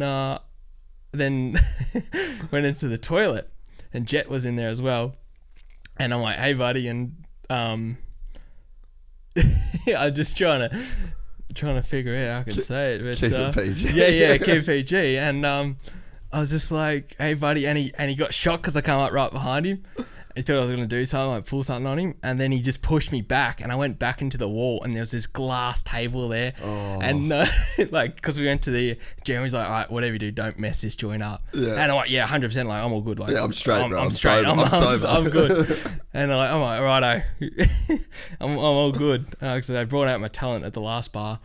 And then I was like, yeah, I won't do it here. I'm all good. And then went there and Jets pushed me back into this glassing and it's just shattered. Like, and it's just like breaking glass. And I'm like, one thing we said we weren't going to do and just smash this glass table. And I'm like, dude. And I just walked down, went straight to Jeremy. I was like, accident in the bathroom, full accident. This happened. I'm sorry. I'm sorry, bro. Like, it was full accident. Like, Jet just freaked out, pushed me back and it happened. So, all right. And then ended up being all right anyway. But far out. Like, he's like, oh, it's a cheap table. Dude probably made that much money that night anyway. Yeah. Far out. But yeah, that was funny. Such a good city. But when Jeremy calls me, it's still a photo of him by the pool at Austin MotoGP in like 2017. Every time I see it, it's just like the flashback to just the best weekend ever. It was mega. It's just such a sick city. Like the city itself, and it just comes so alive for that one weekend. And, you know, you got like the F1 there and like it's such a sick track for Jack. He always does so good. It's fast, and like the vibes there, like, it's such a cool place. Yeah, it was funny. And then what else? And then we just ran amok every night pretty much. It was good. Just went different bars, different places. And then Coop just come off there was off season for them, so you could run amok. It was good. Oh, yeah. So he would have like just come off the championship basically. Yeah, well, he had, the motocross, they just finished. So he got down there and had fun, and then it was just good to like, they didn't have to worry about it and then just run amok. It was fun. It was just all the boys together. It was a good boys trip and sick. We just woke up every morning damaged and back into it. Damaged.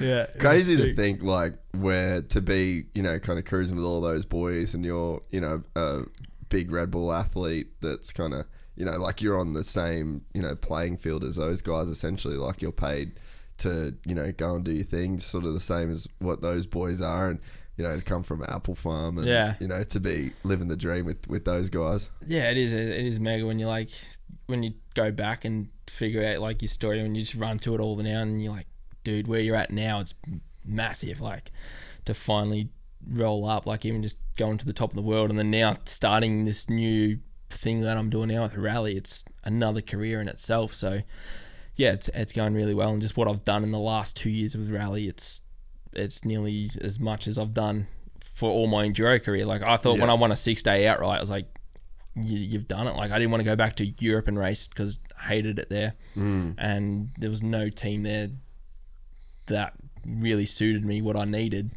And then I was like, well, America, or I would have still liked to go race in America and do some like a series there, but yeah, focus on rally now because that's probably where you're gonna see it out now in the career. So I've got a good few years to make it happen and try and aim for a Dakar win. So yeah, but now it's so cool to definitely to look back and know you're at the top now and it's time to make it happen. Yeah, no, 100%. What was when you went to Europe? So you did like a season in Europe? Yeah, so after 2016 when I won the Australian stuff and I was like there and sort of won most of like all the ARC stuff there and was second at Hadar and then went to the 6th day. Ty, that's when Ty beat me by 11 seconds. Yeah, okay. So that was 16. Yeah. And then it still blows my mind that he just gets on a desert bike and just is that good. Like Fink, he was an animal as well. Like it's fucking crazy. Yeah, I know.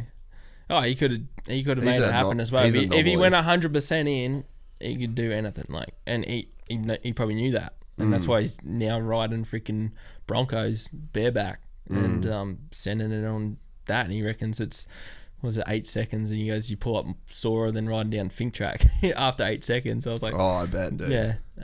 God, I want to go out. When we drove to Manji last year, we drove through Burke. Yeah. And I still, like, his numbers are the same. Yeah, I called him up, and he wasn't there.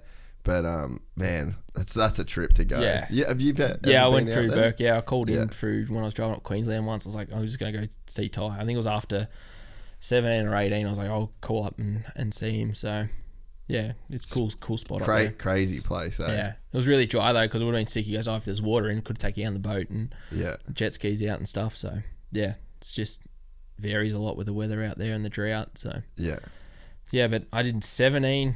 So after all that, 16, and I got second in the 6-day that year as well. And then I got a gig with KTM factory team in Europe that next year. I had a 2-year deal with them. And then just don't know, new bike. I just changed the model, so I went from the bike I was comfortable and did everything testing on settings, all sweet, knew exactly what I wanted. Then the new bike come in, and then I raced a 6-day on it, and sort of there I made a mistake there where I didn't make it like later on down the track in 19, where I just changed to a new bike after you've been on it all year, and then you change to a new bike and you're fast because you're fit, you're strong, everything's working, but it's not right. You're not dialed. You don't know what it's going to do off that log or that rock, and how it's going to react the traction here and there and what conditions. And that's where I found out in 16.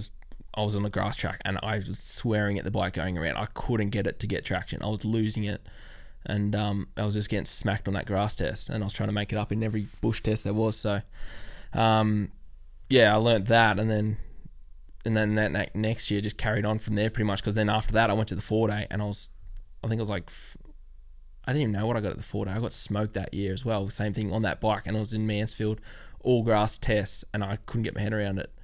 And I already had my contract done for next year, so I was for Europe. So I was like, oh well, we're going anyway. Don't worry about this. What was result. it about it? Did you end up figuring it out at all? Or?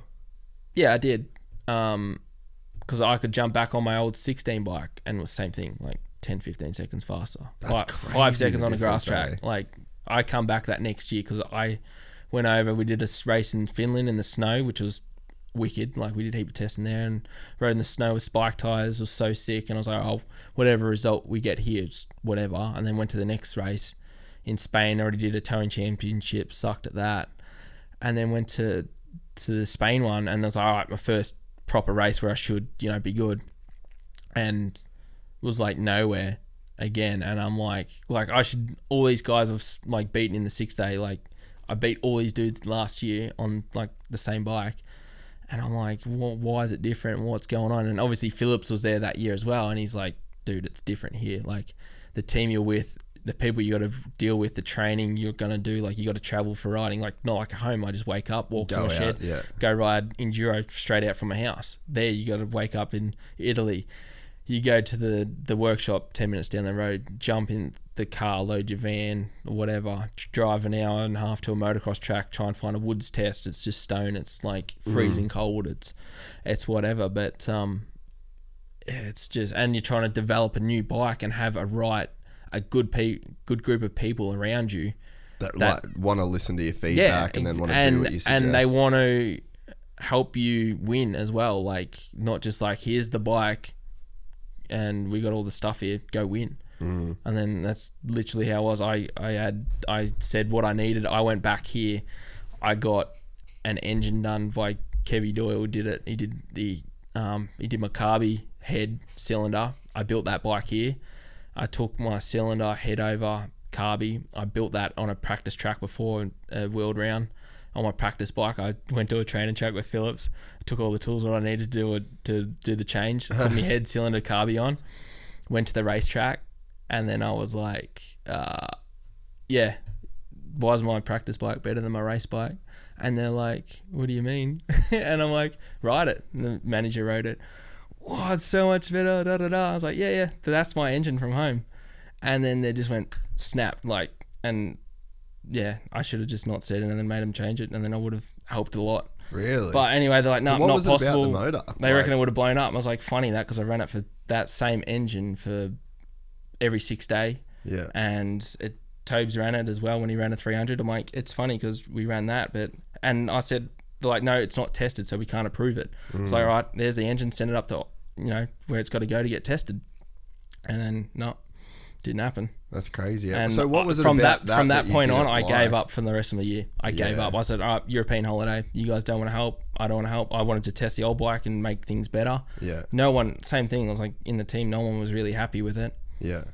And it was frustrating. It's like, I don't want to be in that toxic environment. Yeah. I want a group of people around me that will work, and that's where I come back home and I built that with Husqvarna when I was here, and then that's why I got to the top step in the world, because I got a group of people I needed good mechanic, good manager, good suspension people, a good engine package, and just go do my work and make it happen. And that's exactly what I did. Yeah.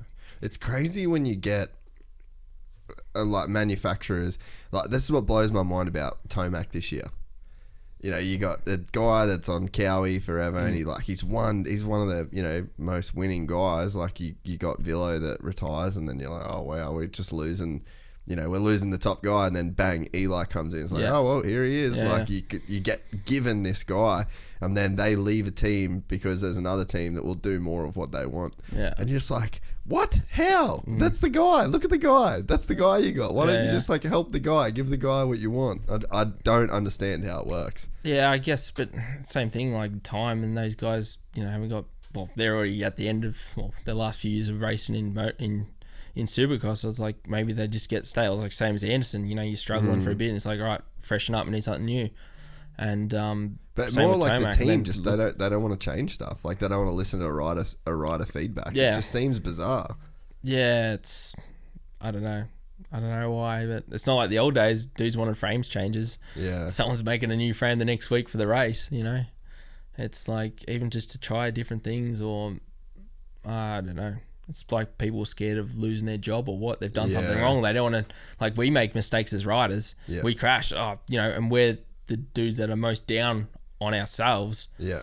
And then it's like you make something wrong with the bike if someone's given the wrong information at a test for a bike, or if, you know, someone's muddled up a design on the bike, you know, those guys don't take the blame and they just palm it off to someone else maybe, I don't know. But it's just like they don't want to get in trouble for us. Like, dudes, we're here for the same reason. We want to win. We want the best bike possible. We want to be safe, comfortable. Yeah. Let's make it happen.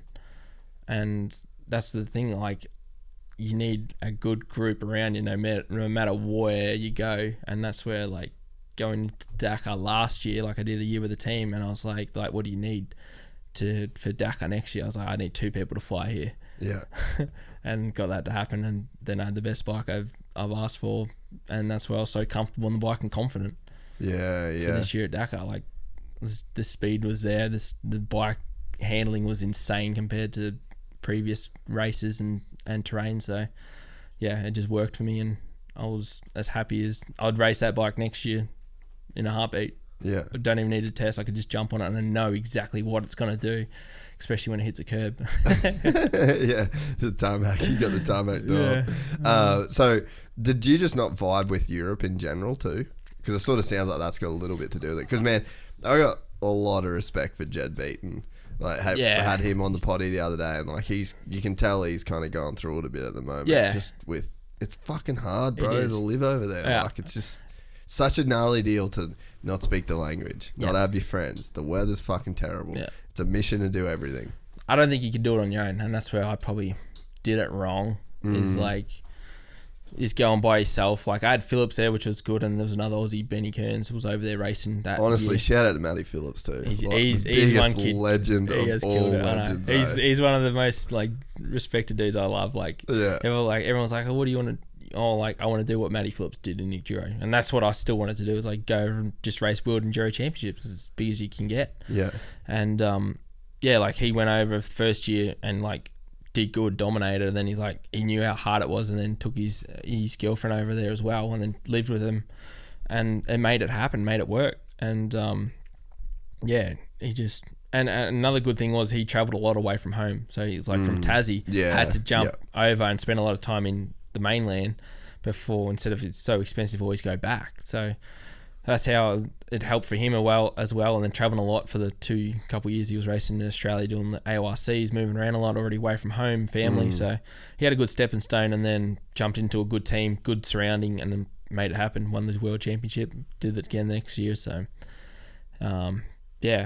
that's where I guess it was just wrong, and for me doing that. And then, you know, Jed's obviously enjoying it now. He's got his partner there and whatever, and making it happen. And I'm sure he's got a good crew around him there. But I was sort of like, at the end of it, I sort of did, but you sort of do need to give yourself 1 year of like, just, all right, cop it out, make it happen, and then go. I'm sure if it's like that in America as well. So, but yeah, just learning all that experience. I was 22 when I was doing that as well. And you think, all right, you've won the Australian stuff, you're going straight to the world, let's go. And a few other riders went over there as well. So, it was just that was a good learning curve as well, but it helped me to say, it was always in the back of my head, I wanted to go race the world championship. Yeah. And I went there and I was like, all right, there's only a couple teams I would ride for, but wrong brands I didn't want to ride. And then I was like, it's not worth it, and just go home and race the Australian stuff. And then went back, and that's when we had good contracts, and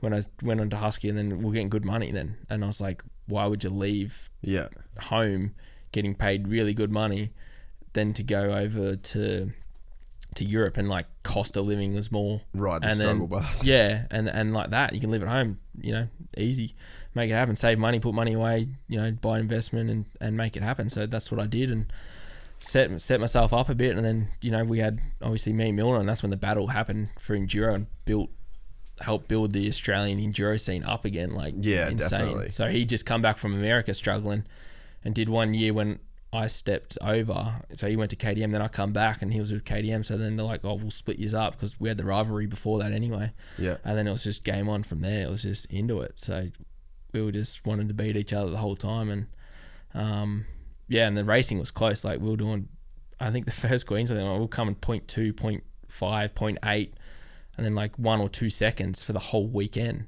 And That's then at the crazy. end, and this is after 15-minute test time, it was so close. Some of the days, the dudes were just like, how's it even? It's closer than MotoGP sometimes. Yeah, it's it was downhill. Insane. Yeah, you come across, you do a level. fly lap, and it was 0.2, and you look, he's just steaming in the helmet. I'm steaming how in the helmet. How did that just happen? And it was coming balls to the wall every weekend like that. It was insane. And that's the thing. We were pushing each other so much, we just grew and pulled away from third place outright, all that all the time, and just kept hammering it. It was sick. It's crazy to think the way that your speed can develop. You're already the best guy, and then you get this other guy that comes and just pushes you. And I'm sure some of those tests were just absolutely sending it on your behalf. It was just bulldogs, and that's probably where obviously Carmichael, it was that guy until the next dude stepped up, Reedy or Stewart, and then it was just that group pushing each other. No one else wanted to, get to that next step. And then it's just until now, everyone's on that level now, and that's what it's built up to. So it's just and that's the same thing in Australia, but now we've all left, and then because of the COVID thing and all the racing stopped here, all the good talent's out chasing rides in America. Got Lindo over there, Mason Simmons over there, Milner's over in Europe now. I'm out doing rally. There's the 4 dudes out that should be there, and then now it's just all right, it's the same thing. It's freshened up. Who's the next guy coming through? You've got the new kids who want to throw a dog a bone and see who's going to get it first, sort of thing. So that's pretty cool. And so while this is going on, that's when the Dakar stuff sort of starts to come along in the background, or where does that fit into the timeline? I was in a good position. I was lucky. I could just come off the 6-day win. If it come off a bad season, you'd be screwed. Yeah, I'd be working the apple farm and then probably racing, as a second job, just trying to scrape something in. But I don't know. It's just good. I had good companies behind me, KTM that were supporting me no matter what, or Husky, KTM, they group there, and then had Fox behind me for a long time as well. So they're whatever you want to do, you go in America, we'll get you there or help you out wherever you can. And that's when jumped into rally, and I was just never rode a rally bike in my life. Flew out, September, and because I was changing from Husky to KTM, so I couldn't say anything, couldn't say where I was doing whatever, because you had to wait for the release. And then just ended up in Spain testing a rally bike, and never rode one before ever. And they're oh, you're going to be racing Dakar in 4 months, get ready. Never seen a road book, never done navigation before. Learned for 2 days off Geordie there in Spain, which is really good. He's a mega teacher, and everyone sort of learned from him, Tobes and all the team. So he's the navigator. He teaches everyone all the navigation skills and all that. So went there and then did 2 weeks testing, went 1 week in Spain with road books and stuff, then went to Portugal, did some road books and tested the new bike, and then went straight to Andalusia and raced my first rally, which was a qualifier for the race for Dakar, which was dirt roads, rally car spec stuff, no desert at all. And then just did that, qualified for the race, and I was all right, next one's Dakar in 2 more months. And it was pretty intense. Then went to Dubai and trained there, and yeah, was first. I hadn't even rode in dunes yet, so I rode in Dubai. I hadn't even been to like Robe or bloody any dunes they got in Australia at all. I hadn't even rode in the desert. Like, still hadn't even been out like race Fink yet. And I'm there doing this high speed stuff, and it was just take it all in and learn as quick as I can, really. And then ended up. What did I do? Oh, well, I think I'd crash. No, what did I do? In December, we went. Me and Walken did a road book, and I dislocated me a shoulder on a dune drop, like, I don't know, 30 Ks into the 200K road book we were on. And then it like popped out on a drop off I didn't see. And then went up to catch up to him. Like, it was out, and then I pretty much had to stop and put it back in. Luckily it was good. And I had to ride. That was 4 weeks before Dakar. So I was like, I didn't ride for 2 weeks. And then the next day we went fishing. We were on the boat with, was it Sammy? Sammy's mate took us out fishing, Sunderland, and then Tobes and Walkner. Walkner had never been offshore fishing. And we went out and we were catching sharks and Dorado, those dolphin fish looking things. And I dislocated my shoulder, the same shoulder again on the fishing rod. It just fell off and it slipped out again. I was like, this ain't good. And then it was like a couple of weeks off and rode a little bit, and then raced Dakar with it. So it was probably good. It calmed me down a little bit for my first one, but it was cool, that first experience, because I had no idea what was going into. First time to Saudi Arabia, it was sort of similar to some Dubai. Like, I got to figure out the dunes and the shapes and how to ride them a bit, and the flow of the guys, the pace, and then in the race was really cool to do and experience it. Freaking mega. That was the coolest thing I did. Everyone's like, it's hard, and the amount of stuff that happened that first rally at Dakar did, like, just because that was a wild one, eh? Oh yeah, it was a wild ride. I did the first 6 days, the first couple of days, and I was bunking with Walkner in the camper, and he's a weapon of a dude, and different personality to everyone else, like Austrian sort of style, and one of the funniest dudes I know. Like, he's just I don't know. We're like really similar in a way. Like, we just really want it and work hard for it and really passionate about it. And like, we'll do everything we can to try and do good. And that's probably where we got on. We like a bit of rave music, this and that. So like, I can go rave music with him in the morning, just getting amped and jacked up. And he's like to me every day, and Sanders, how is it? It's tougher than the 6 day. And we done 6 days by then. I was like, nah, your body's more sore. Like, it's actually not that physically demanding. Mentally, yes, you're drained from the focusing on the road books and like just trying to get your diet right and all that. But like, body wise, nah, we're sweet. Like, I could keep going full gas like this. And then it just started. Like, the next day I crashed. And I just out of nowhere.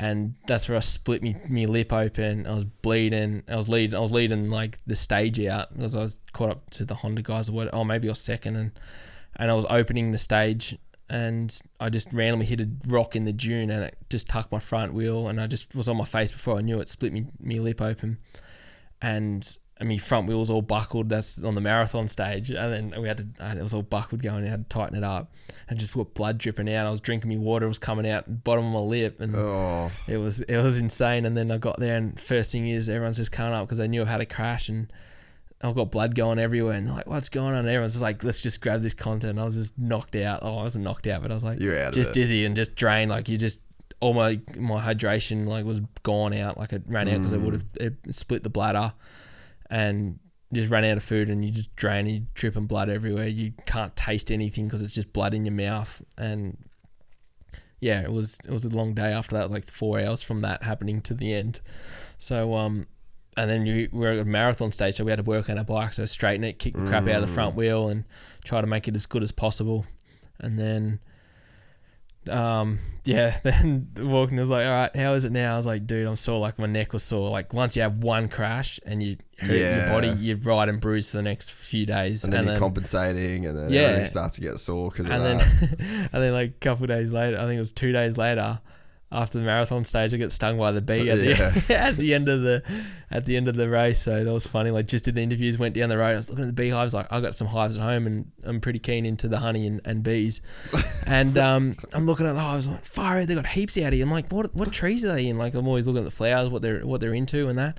And looking at the trees and this and that, and literally I went out like 500 meters from the interviews, one straight off the shield, the windshield on the front of our thing went off, hit my helmet, and went straight onto my lip, hit me.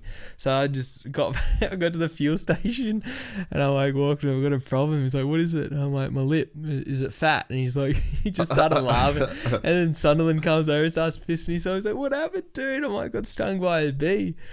And then I got stung on the arse as well. One flew in. There must have been just heaps flying across the road and that. Like, everyone had them all over their bikes. And I just got rolled. And then I sort of had my face mask on for the interviews when I got off. And then no one in the team sort of knew except for a couple of eyes. Like, oh, show me your face. And then it just went, whoom, everyone back in, wanted to catch it. And then I couldn't drink. And I was talking like a spastic. And it was pretty funny. I had a bit of Botox that day. And then, it just goes viral, that funny stuff. Yeah, I got the feelers going. But yeah, it was pretty funny. And then...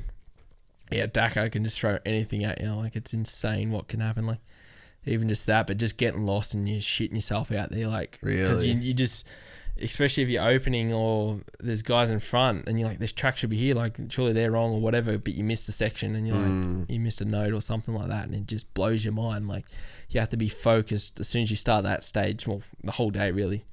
And then just full double checking things, always looking at the road book, checking the terrain, focusing on all that. Because you don't know, you have so many oh shit moments when you look down. You're like, all right, just quickly check because you got your cap, just like your degrees on the right, and then you got your left as your kilometers, and then you got your road book paper just below that on the left. So you're matching up your kilometers to the digital one to your road book. So you're like, all right, how much further? All right, a couple more 100 meters, and then like that moment is when you're flickering down, looking at your phone on when you're driving or something like that, and you hit just a rock in front of you, and your wheel just it just shakes at 120 k's an hour, 30, and you just like shivers all three. Like, imagine if that was bigger. Or just like, rattled. You're just like, oh, all right, just double check, like before you look down, make sure it's good. Like, and when you look, take it all in. Don't just look at it quickly and like, because you look down 10 times for the time. It's a memory thing as well. So it's like pretty hard to do. Is it the craziest thing you've done on a bike? Like, is it as gnarly as, because you've done, I think that's one of the cool things about being an enduro rider is you just do so many disciplines. But is it the gnarliest thing you've done? If you want to send it, yeah. Like, if you want to go balls to the wall in the dunes, in the rocks, 100%. It's just how much you want to risk your life, really. It's just if you want to be into it, you got to be comfortable. Like, dudes are watching me train. Like, it's changed a lot from the last... Because that's what it seems like the last couple of years. It's just a send fest. Pretty much whenever Tobes come in and brought that speed in from when he started in 15... And like when Coma was racing then, like Tobes had that speed over Coma, but it was more of that was when the water boy thing was in. So it's just like no one can pass Coma. Yeah. Coma's the golden child. Everyone's got to, let him lead the stage. He can choose when he gets to open like that when you won. But now it's just like all for all. That's when I first come into the race, the team for the first year. I was like, I ain't no water boy. I ain't sign up to carry parts for someone or do this, donate something to my bike. If I'm racing, I'm dead. I'm leaving my home for 6 months to train for this race and I'm finishing it. I'm not going back just to, if it's a big problem and that like, and if it's early on in the race then it's their fault, but at the end I'll try and help if someone needs to win for sure. Like you're there for it. And, but yeah, that's what I said from the start. I was like, I ain't going in like that. And that's where it's changed a lot. Like when Tobes was in, it was Tobes who walked now.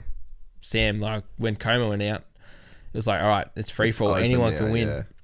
And that's where Tobes just set the speed and he was just dominant then. Like he had that advantage over everyone. And that's the first year, that's where he just dominated a few stages and had that breathing room and it's just crazy like that. Like now, and that's where the speed started and everyone's like, all right, from Honda, we have to get to that speed. Like Beretta was there from Honda, like he's the fastest dude as well. But he just everyone just goes, oh, he's going to make a mistake, do something stupid, crash out like he normally does. So everyone's like, oh, just wait for that day. And it normally happened until this year. I don't think he did anything stupid. I think he was pretty good and finished. I think he got lost day one like some guys did. So, but yeah, like he's insane pace. So it's always like, all right, you can gauge off Beretta and Toby from where your speed's at in rally. And then that's where, now I was like, when I'm training and testing, I'm hitting whoops flat out. Like people watching my videos when going into this year's Dakar, and I was riding around the sand dune motocross track on a rally bike like it's nothing, and dude's like, you don't race Dakar like that. And I was like, all right, you jump in a chopper and you watch me for a stage and tell me I don't ride like that, because all the chopper footage I got this year is me full send on a track. I don't even see dropping off things, jumping things, hitting rocks like it's nothing, because I'm confident in my riding skill and my ability to ride this bike. I'll ride it to the limit, because it's my life. You risk to where you're comfortable with. Yeah. So and that's where I was so confident this year in my riding and the skill of the bike setup. I was like, I just knew that I was going to be, I've got the best bike set up. If I had more top speed, then it would have been even better. But you got to, you can't have everything perfect. Yeah, that's what's crazy, is that you never did Fink. You never had, because like Toby's style come from Fink. Yeah, because it's like 2 hours of just wide open, like 140 average speed, and then he just took that. That's all he knew. Like, he was the king of the desert, and then you take that to Dakar. And then it's like, well, when he can ride like that, it's just, let's just ride it like a Fink stage, And then it just changed that game. But for you to like not have that desert experience, not have any of that background, like really, I guess all you had was knowing that Toby could do it, and you'd raced and you'd come from the same spot as he did. Like, is that where that belief come from, sort of? Yeah, I knew it. Like, I knew that I didn't know how my high speed was going to be, obviously, because I hadn't done Fink, but that's just the one area I had to do. I knew I had all the bike skills from all the other guys, because when I first got there, the team managers and that, like Pala, who got me there from Husky, and Geordie as well, it's like, obviously take everything in. It's rally, it's high speed, it's dangerous, it's this and that. But I guess, like, doing all my different enduros and disciplines of motocross, different desert races, I've read every terrain already, pretty much, other than dunes, and you can I just think I can read things a lot quicker and faster, and move around on the bike a lot better from this enduro style, and how I have it on the pegs, and I float around a lot. So it's a little bit different with that, but I knew just as soon as I could get around the high speed stuff. But down Fink, you got to worry about the whoops and having your bike set up for that, and knowing the track for that, so you can go full gas and you got to be probably a bit fitter and stronger for that than, more strength, I guess. Like, you still got to be fit for Dakar, but you're not putting your bike through that, your body through that damage. Like, you're not high heart rate, high intensity all day. You got to do 6 hours, 5 hours in the stage, but you got to do 12 hours on the bike. Like, you got to do your road section in the morning, then you got to start your race, warm up, get G'd up, focus for those 110% for those 5 hours, shut off, cruise back, and still got to watch the road, obviously, because it can be dangerous. But and then get back to the camper, shut off, eat, and recover, and go again the next day for 12 days. So it's a different endurance to what Fink is, going full gas. So I don't know. It's just, I just sort of went in with everything I knew with bike setup and my riding style, and just adapted to everything. So, and just learn everyone's weaknesses and strengths. So I could be riding around and go, oh crap, I feel slow in this section or that section, but then I watch these guys go through on the rally bike as well, because I was used to riding an enduro bike, a sand setting bike, like from Hatter style, and I'll be like, oh, I should just be able to stand up on the pegs and just wheelie around here, like no stress. But then you watch a rally bike, and you got 36 litres of fuel on it, and it's a 166 kilo bike compared to a 120 full of fuel with a big tank on a 500. So it's like, it's got a fair bit of weight, and the size of it's a bit different tires, it's going to handle different. So it was just learning it all and making it happen, and just taking it step by step and building the confidence up in the bike and your riding ability to ride the desert, and then having your confidence in the road book as well is another story. Did the speed stuff come like fairly easy and quick to you?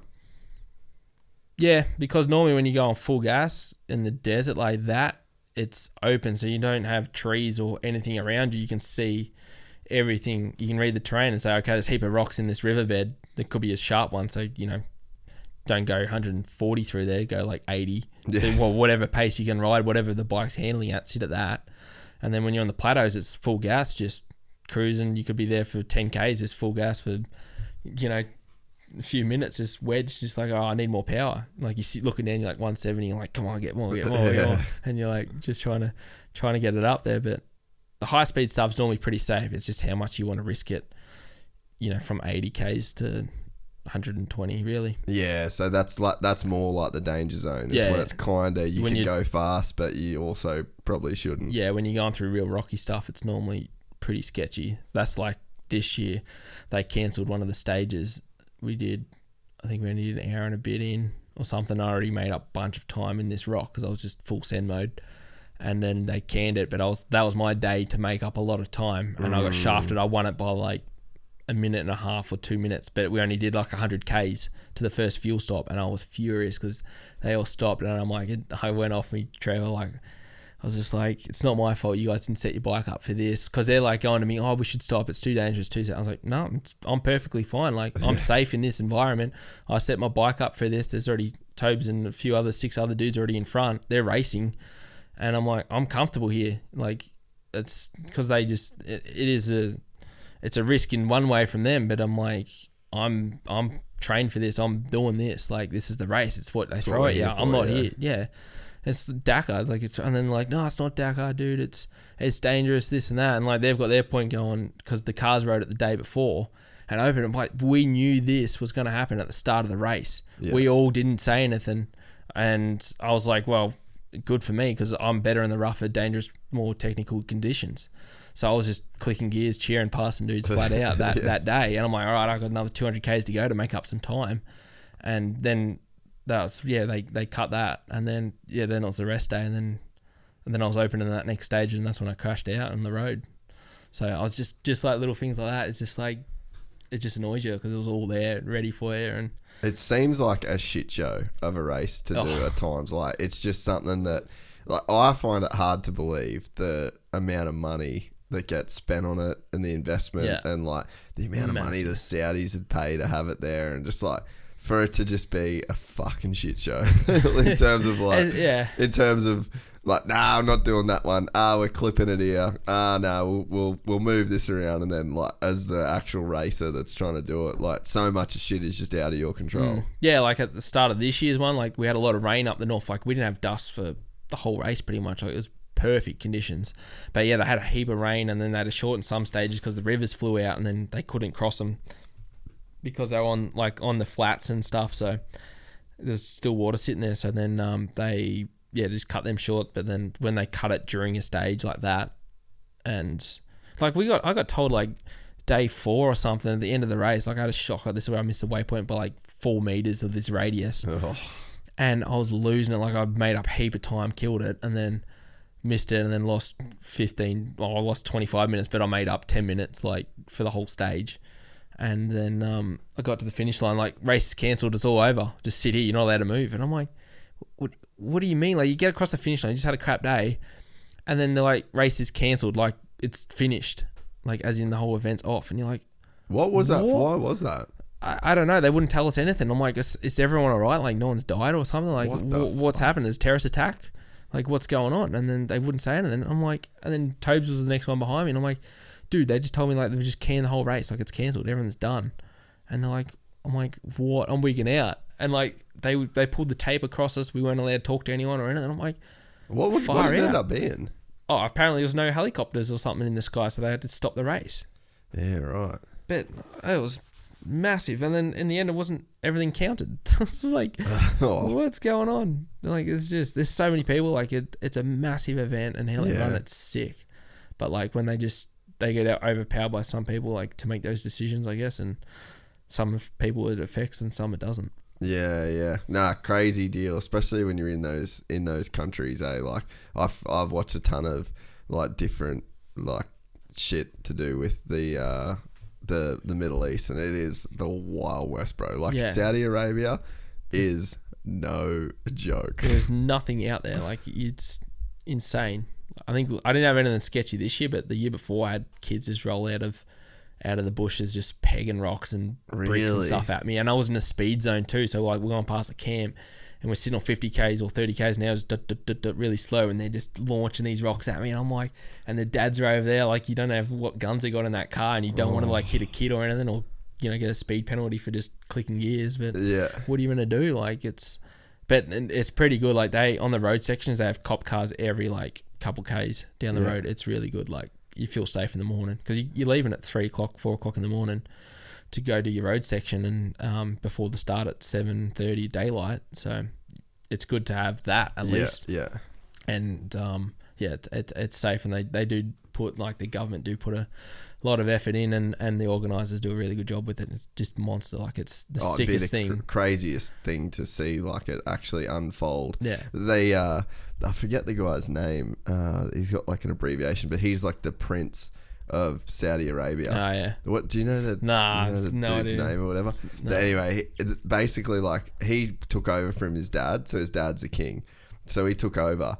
And basically, he accused, like, all of... Because it's, like, a big royal family that, like, it's a complete... Like, it's just a kingdom. And so he accused all of the royal family of being corrupt against the government, because all the people in Saudi, like, they're not wealthy at all, but that's, like, pretty much the most wealthy country in the world. And so then this new prince dude's come in, and he's pretty much just said, like, nah, all of the rest of the royal family, except for me and me old boy, are corrupt. They locked him in the what hotel was it? It was like a 5-star resort. They locked all of these, like, full billionaire Saudis in the 5-star, 6-star hotel or whatever, and just didn't let them out until they just fleeced them all with, like, all their money. Like, give back all the money that you stole, or you're never getting out of here. So there was, like, heavy shit that goes down in Saudi. It's like craziest place, man. They literally can just do whatever they want. Like the Prince guy there. I'm just in and out for the race. So wherever that race is, I'll go. And then I always think about it, because I listen to a ton of, like, random podcasts and shit about it. And every time, like, I see you boys go there, or Formula One or MotoGP, I'm just like, fuck, I don't know, boys. Hey, like, it's been a wild joy. Yeah. No, it's sick. Like, it's so cool to go there, and actually, like, the spots we get to see, like, they show it all on all the TV packages and that. Like, it's unreal, some of the tracks we get to go to. Like, no one's out there. There's nothing out there other than desert, and you're just like, this is sick. Like, especially when you're opening a stage and there's no lines in front of you, and you're just like, the whole race is depending on me, on where I'm going, and, like, you just, like, you could just ruin everyone's day by just making a mistake. Which happens, eh? Oh yeah, it did. Like, that was the first day this year. It was like, because it was prologue, and then you got to pick where you start. So I won the prologue. I was like, all right, 15th, I'll start there, and then come through the pack. And in the end, like, we got to, I don't know how many Ks in, and it was probably like 150 Ks to go or something to the end. I was just catching up to a couple other riders in front of me, and it was just rough camel grass through dunes, just vegetation area, like heaps of grass, and just rough as guts, just like landmines here, which hit them, just bouncing off them. And caught up to the guys, and, like, the directions were already really bad, like, of the navigation guys. Whoever started, they were way off on some directions, and then had to come across for when the arrow opened on the waypoint. And I'm like, I was there and I was on it, because I was like, just be on your road book all day. So I knew it wasn't great. And then won some tracks, and because the rain had happened as well, it was really flat. There was no tracks, and there was a lot of tracks there, but everything was, like, glassed over. Yeah. And then the lines, like, disappeared, and I was just still following the road book. Well, some did, and then I was still on the road book following, and then it was just come up to, like, a little rise, and then I could see there was 2 other riders in front of me. I think it was Walkner and Adrian Van Beveren, I think, and then they were just there, and then I saw them started to cruise around, and I'm looking at the road book, I'm like, yeah, this is all good. Like, we just hit that. The waypoint's only, like, I think we're 1K away from it, and it was a hidden one, so it doesn't open as an arrow to point you where to go. So you got to magically be in that 200. So how does it normally work?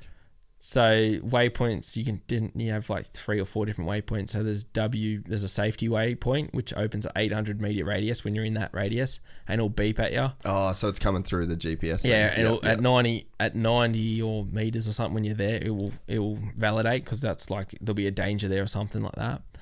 And then they'll have a WPM, which is like a masked waypoint, which is the blue ones there. Same thing, 800, but they don't beep, and you just follow the arrow to the center of that waypoint, then start from there. Yeah. And then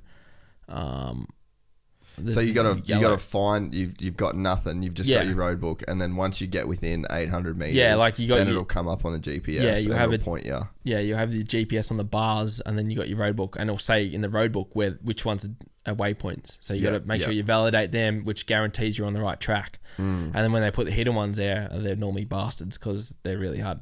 They can be really hard to find. And they don't show, like, it shows you where you validate, but the other ones have arrows, so it pops up on your screen. where your degrees are, and it'll point you to it, say, all right, sweet, just keep going that way until it flashes green and you're good to go. But yeah, this one was really close and there was no lines. It was really weird. And I'm like, everything's good. It's close here. We got to find it. And then all the lines peeled off to the right and they were just way out. Like they were off. And we were just searched there for like 5 minutes and then ended up getting onto the right track and hitting the waypoint. And that's just like, I can't explain the feeling. It's just like when you save yourself from a massive car accident or something. Yeah. It's like, you just get this like massive relief and you just like, everything just chills out for your body. Like, yes, like it's on. And then when we hit that and there's no lines in front, I could just count. So you count the tires and you're like 3 people in front, 3 lines. I'm like, no way. And I get past, catch them and I'm like, there's no lines out front. Like, and I started 15th. Yeah. So we're leading the pack out. And I'm like, dudes have started an hour in front of me. They've lost an hour. And I'm like, first day of Dakar. Like, dudes have just lost all that. And I'm like, that is insane how quick that can just happen. Yeah. And was Toby in that group that lost all that time? Yeah, he lost like an hour first. Yeah, there was an hour. Whoever was first, lost over an hour. And then it was like 50. Toby's like 50 minutes because then they all come in the pack. So, because it's 3 minutes. Each rider's 3 minutes apart. So like first to 15th's like heaps over an hour, so something like that. And when that happened, it was it's pretty. You're leading out and you're like far out. It's massive. What's just happened day one? Like a lot of the good riders, like all the Honda guys were in it. Oh, it might have been Pablo was with me. Yeah, it was like 4 or 5 of us, and it was to get to the finish line. And like, all right, we're leading. But then, like, we had a good gap on everyone already. And then the next day, I'd get lost for like 10 minutes. So you lose that gap a bit. And then the next day, I lost when I got stuck on that waypoint. I missed it by like, everyone all together. There was 6 of us riders and some validated, some didn't. And it was just like, there's the one Petrucci won that stage. And I caught up to him and he followed me. How sick was that? Mega. Because he was following me. Like, I caught up and passed him and he just tagged on to me the whole time. And I dragged him to there. And then we got lost and then he kept going. But we already caught in all 3 Yamaha riders. Like, me and him were on a mission. I passed all them. And with Kevin Benavides, like the winner from last year. And then Petrucci's like, Sanders just went and like around the riders and Kevin wasn't going to pass. So he goes, I didn't want to lose Sanders. So he just went off the track, full wedge along rocks. And Kevin's like, he was just off and shorty and that were like, dude, you just sent it across these rocks, caught on to me. I like cleared out through this riverbed. I looked back and it's just Petrucci there. And I'm like, this dude's a savage. Like, he's just sent it across. And he just sat behind me in the dust the whole time. Wasn't scared about anything. And like, we pulled away from all the other riders. And I'm like, that's savage. I was just like, dude. And he got back and then he goes, I'm sure. He goes, I followed you through that waypoint. Everything was the same. And I was literally 2 to 5 meters off from validating it. And I spent ages there chasing it. Oh, no. Yeah. So I lost like 25 minutes that day. Oh, then made up a bit of time back. And then dislocated my shoulder on a dune drop. That's where Skylar crashed. Like, massive. Like, it was just a shit day. Oh, what was that crash? The one Skylar did. Yeah, that was... It was just because Tobes did the same thing. He dropped off it. It was like a big bowl. Like, we went up there was really nice dunes. You could really jump off. Like, you didn't have to wash off much speed. So I went steep. And we went up to this one and it was really just steep. Like normal, but then it cut out and then it had like a nice skateboard bowl face on the other side. So it wasn't just back down to the flat. It had a face and you couldn't see it. So it was like a step down sort of thing. And I've just launched off it. I'm like... and when I was up midair and I'm like, all right, someone's crashed here because you could see the crime scene. There's like a massive impact and then you could see the bike snaky out in the sand and then go out. I'm like, someone has spreaded themselves here and it's wet sand going out. So it's fresh. And I'm like, I landed and my arm popped out again and then it slipped back in and I'm like, and I smashed my face again on everything because we've got the big navigation tower in front of our bars. Smashed that. And, went out and I'm like, I'm like, oh, I got to keep pushing. There's a bike in front of me. I'll just keep going and catch it. And then you'll see him. He had his peak. Skylar had his peak down his pants. And I'm like, he's all riding all good. I'm like, you're all good. And he's like, yeah, like looks like he's all good. And yeah, it was just like that. And then Tobe said he nearly sent it and a few others sent it off it. Like, it's just these drops that can just ruin you. So, it's just the wild ride for 12 days.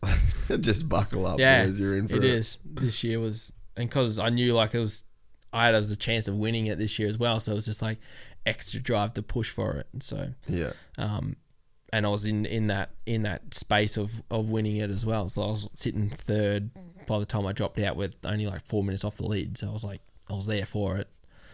So it was just waiting for that last week, because that's when it sort of, comes down to crunch time. Just get yourself there in the last few days, and you got to have some luck on your side for sure.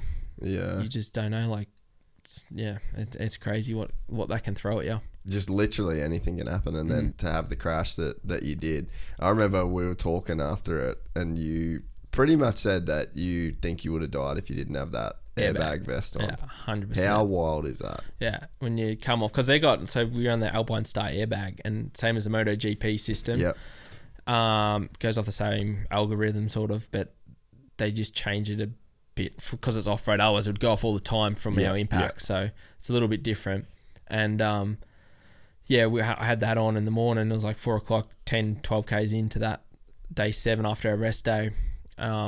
Just really crap lights down the street, like 4-lane freeway, 130k speed limit, both sides 4 lanes. And then I was in the left lane past a car, checking the road book, going, oh, yep, all right, left, oh, right up here, exiting in like a K or 2.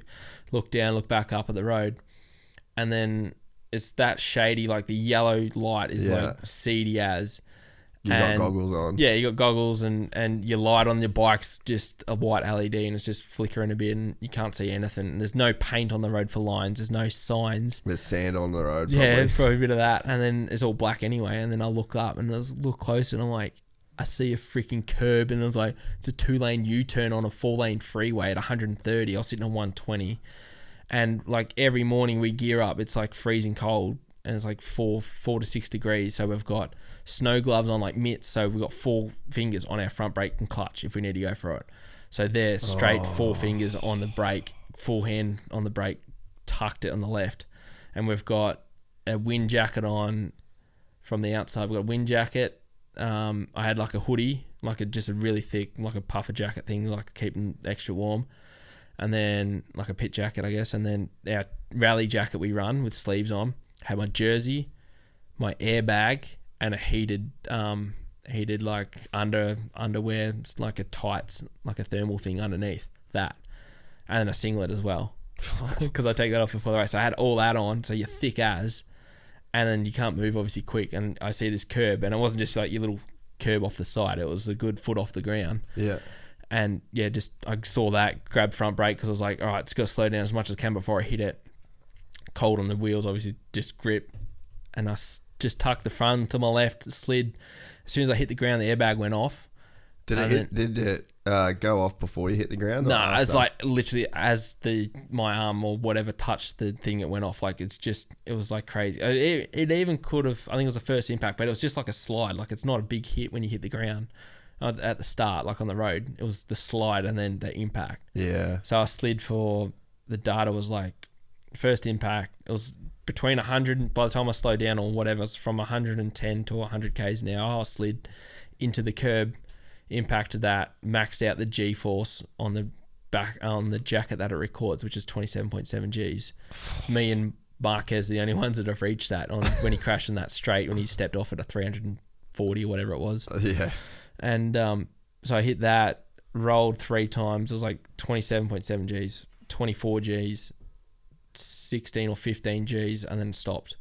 Like, so I rolled 3 times, and like the bike was just way out, and I stopped and landed, and I was just laying there, just like I was alive. I was just like, okay, we're alive, like winded as, and I just started. I didn't knock myself out at all. Like I was through it the whole time because I just slid, hit the curb, and just rolled. And I just remember laying there and looking around. I was got like 6 Saudi dudes around me, like all blacked out, and they're like talking in their language, and I'm just like, once I get my breath back and start breathing, and I'm like talking to them like, get me up, like no, stay down, we get an ambulance. I'm like, no, get me up. And one of them got me up after like a minute, because I was the first rider out that morning. Sam was the second rider, Sunderland, so he was going to be like about 2 minutes by the time I got up behind me. And I started walking over to the bike to see how it was. I started moving my elbow. I'm like, oh, sore. I can walk like I got it, because I impacted my whole left side, so I thought my femur was broken when I was laying there, because it was like, all right, there it is, the old the old femur trick for a Dakar rally rider. Everyone's broken a femur. I'm like, all right, there it is. Done it. Got it out of the way. Yeah, it's done now. And I'm like, nah. I'm like, all right, get me up walking. Like I was wiggling and moving. I'm like, all right, it's working. Everything's doing the shake and bake. We're good. Got up, started walking. I'm like, all right, we're walking over to the bike, and I just see the front wheels like a square or a triangle from hitting the thing. I'm like, well, that's not good. And then I started moving my elbow a bit. I'm like, whoa, that's sore. And then looked at the bike. I'm like, there's no way. I told him, I got the dudes to pick up my bike for me, and I went to get on the bike, and I'm like, nah, not happening. And I'm like, all right. Everyone was leaving the pits that morning as well from the team, so they'll come on the road. Be behind you. Yeah, I went out onto the road, and then I'm pretty sure my GPS alarm system would have gone up and gone off anyway. Because when you stop, when there's a sudden stop, it'll sense something.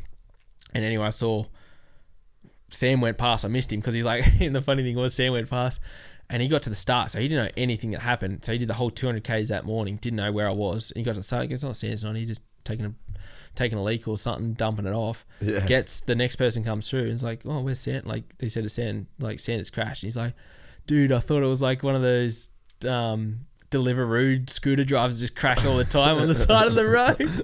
And because he just saw shit spread everywhere, and it was just like, and then he's like, "I just thought it was one of the dudes because heaps of dudes around." And he just kept cruising. But I was like, and then I walked over to the road and I stopped walking her, and he was the next dude. And he's like, "What's happening?" And I'm like, "Dude, Matt, I crashed." He goes.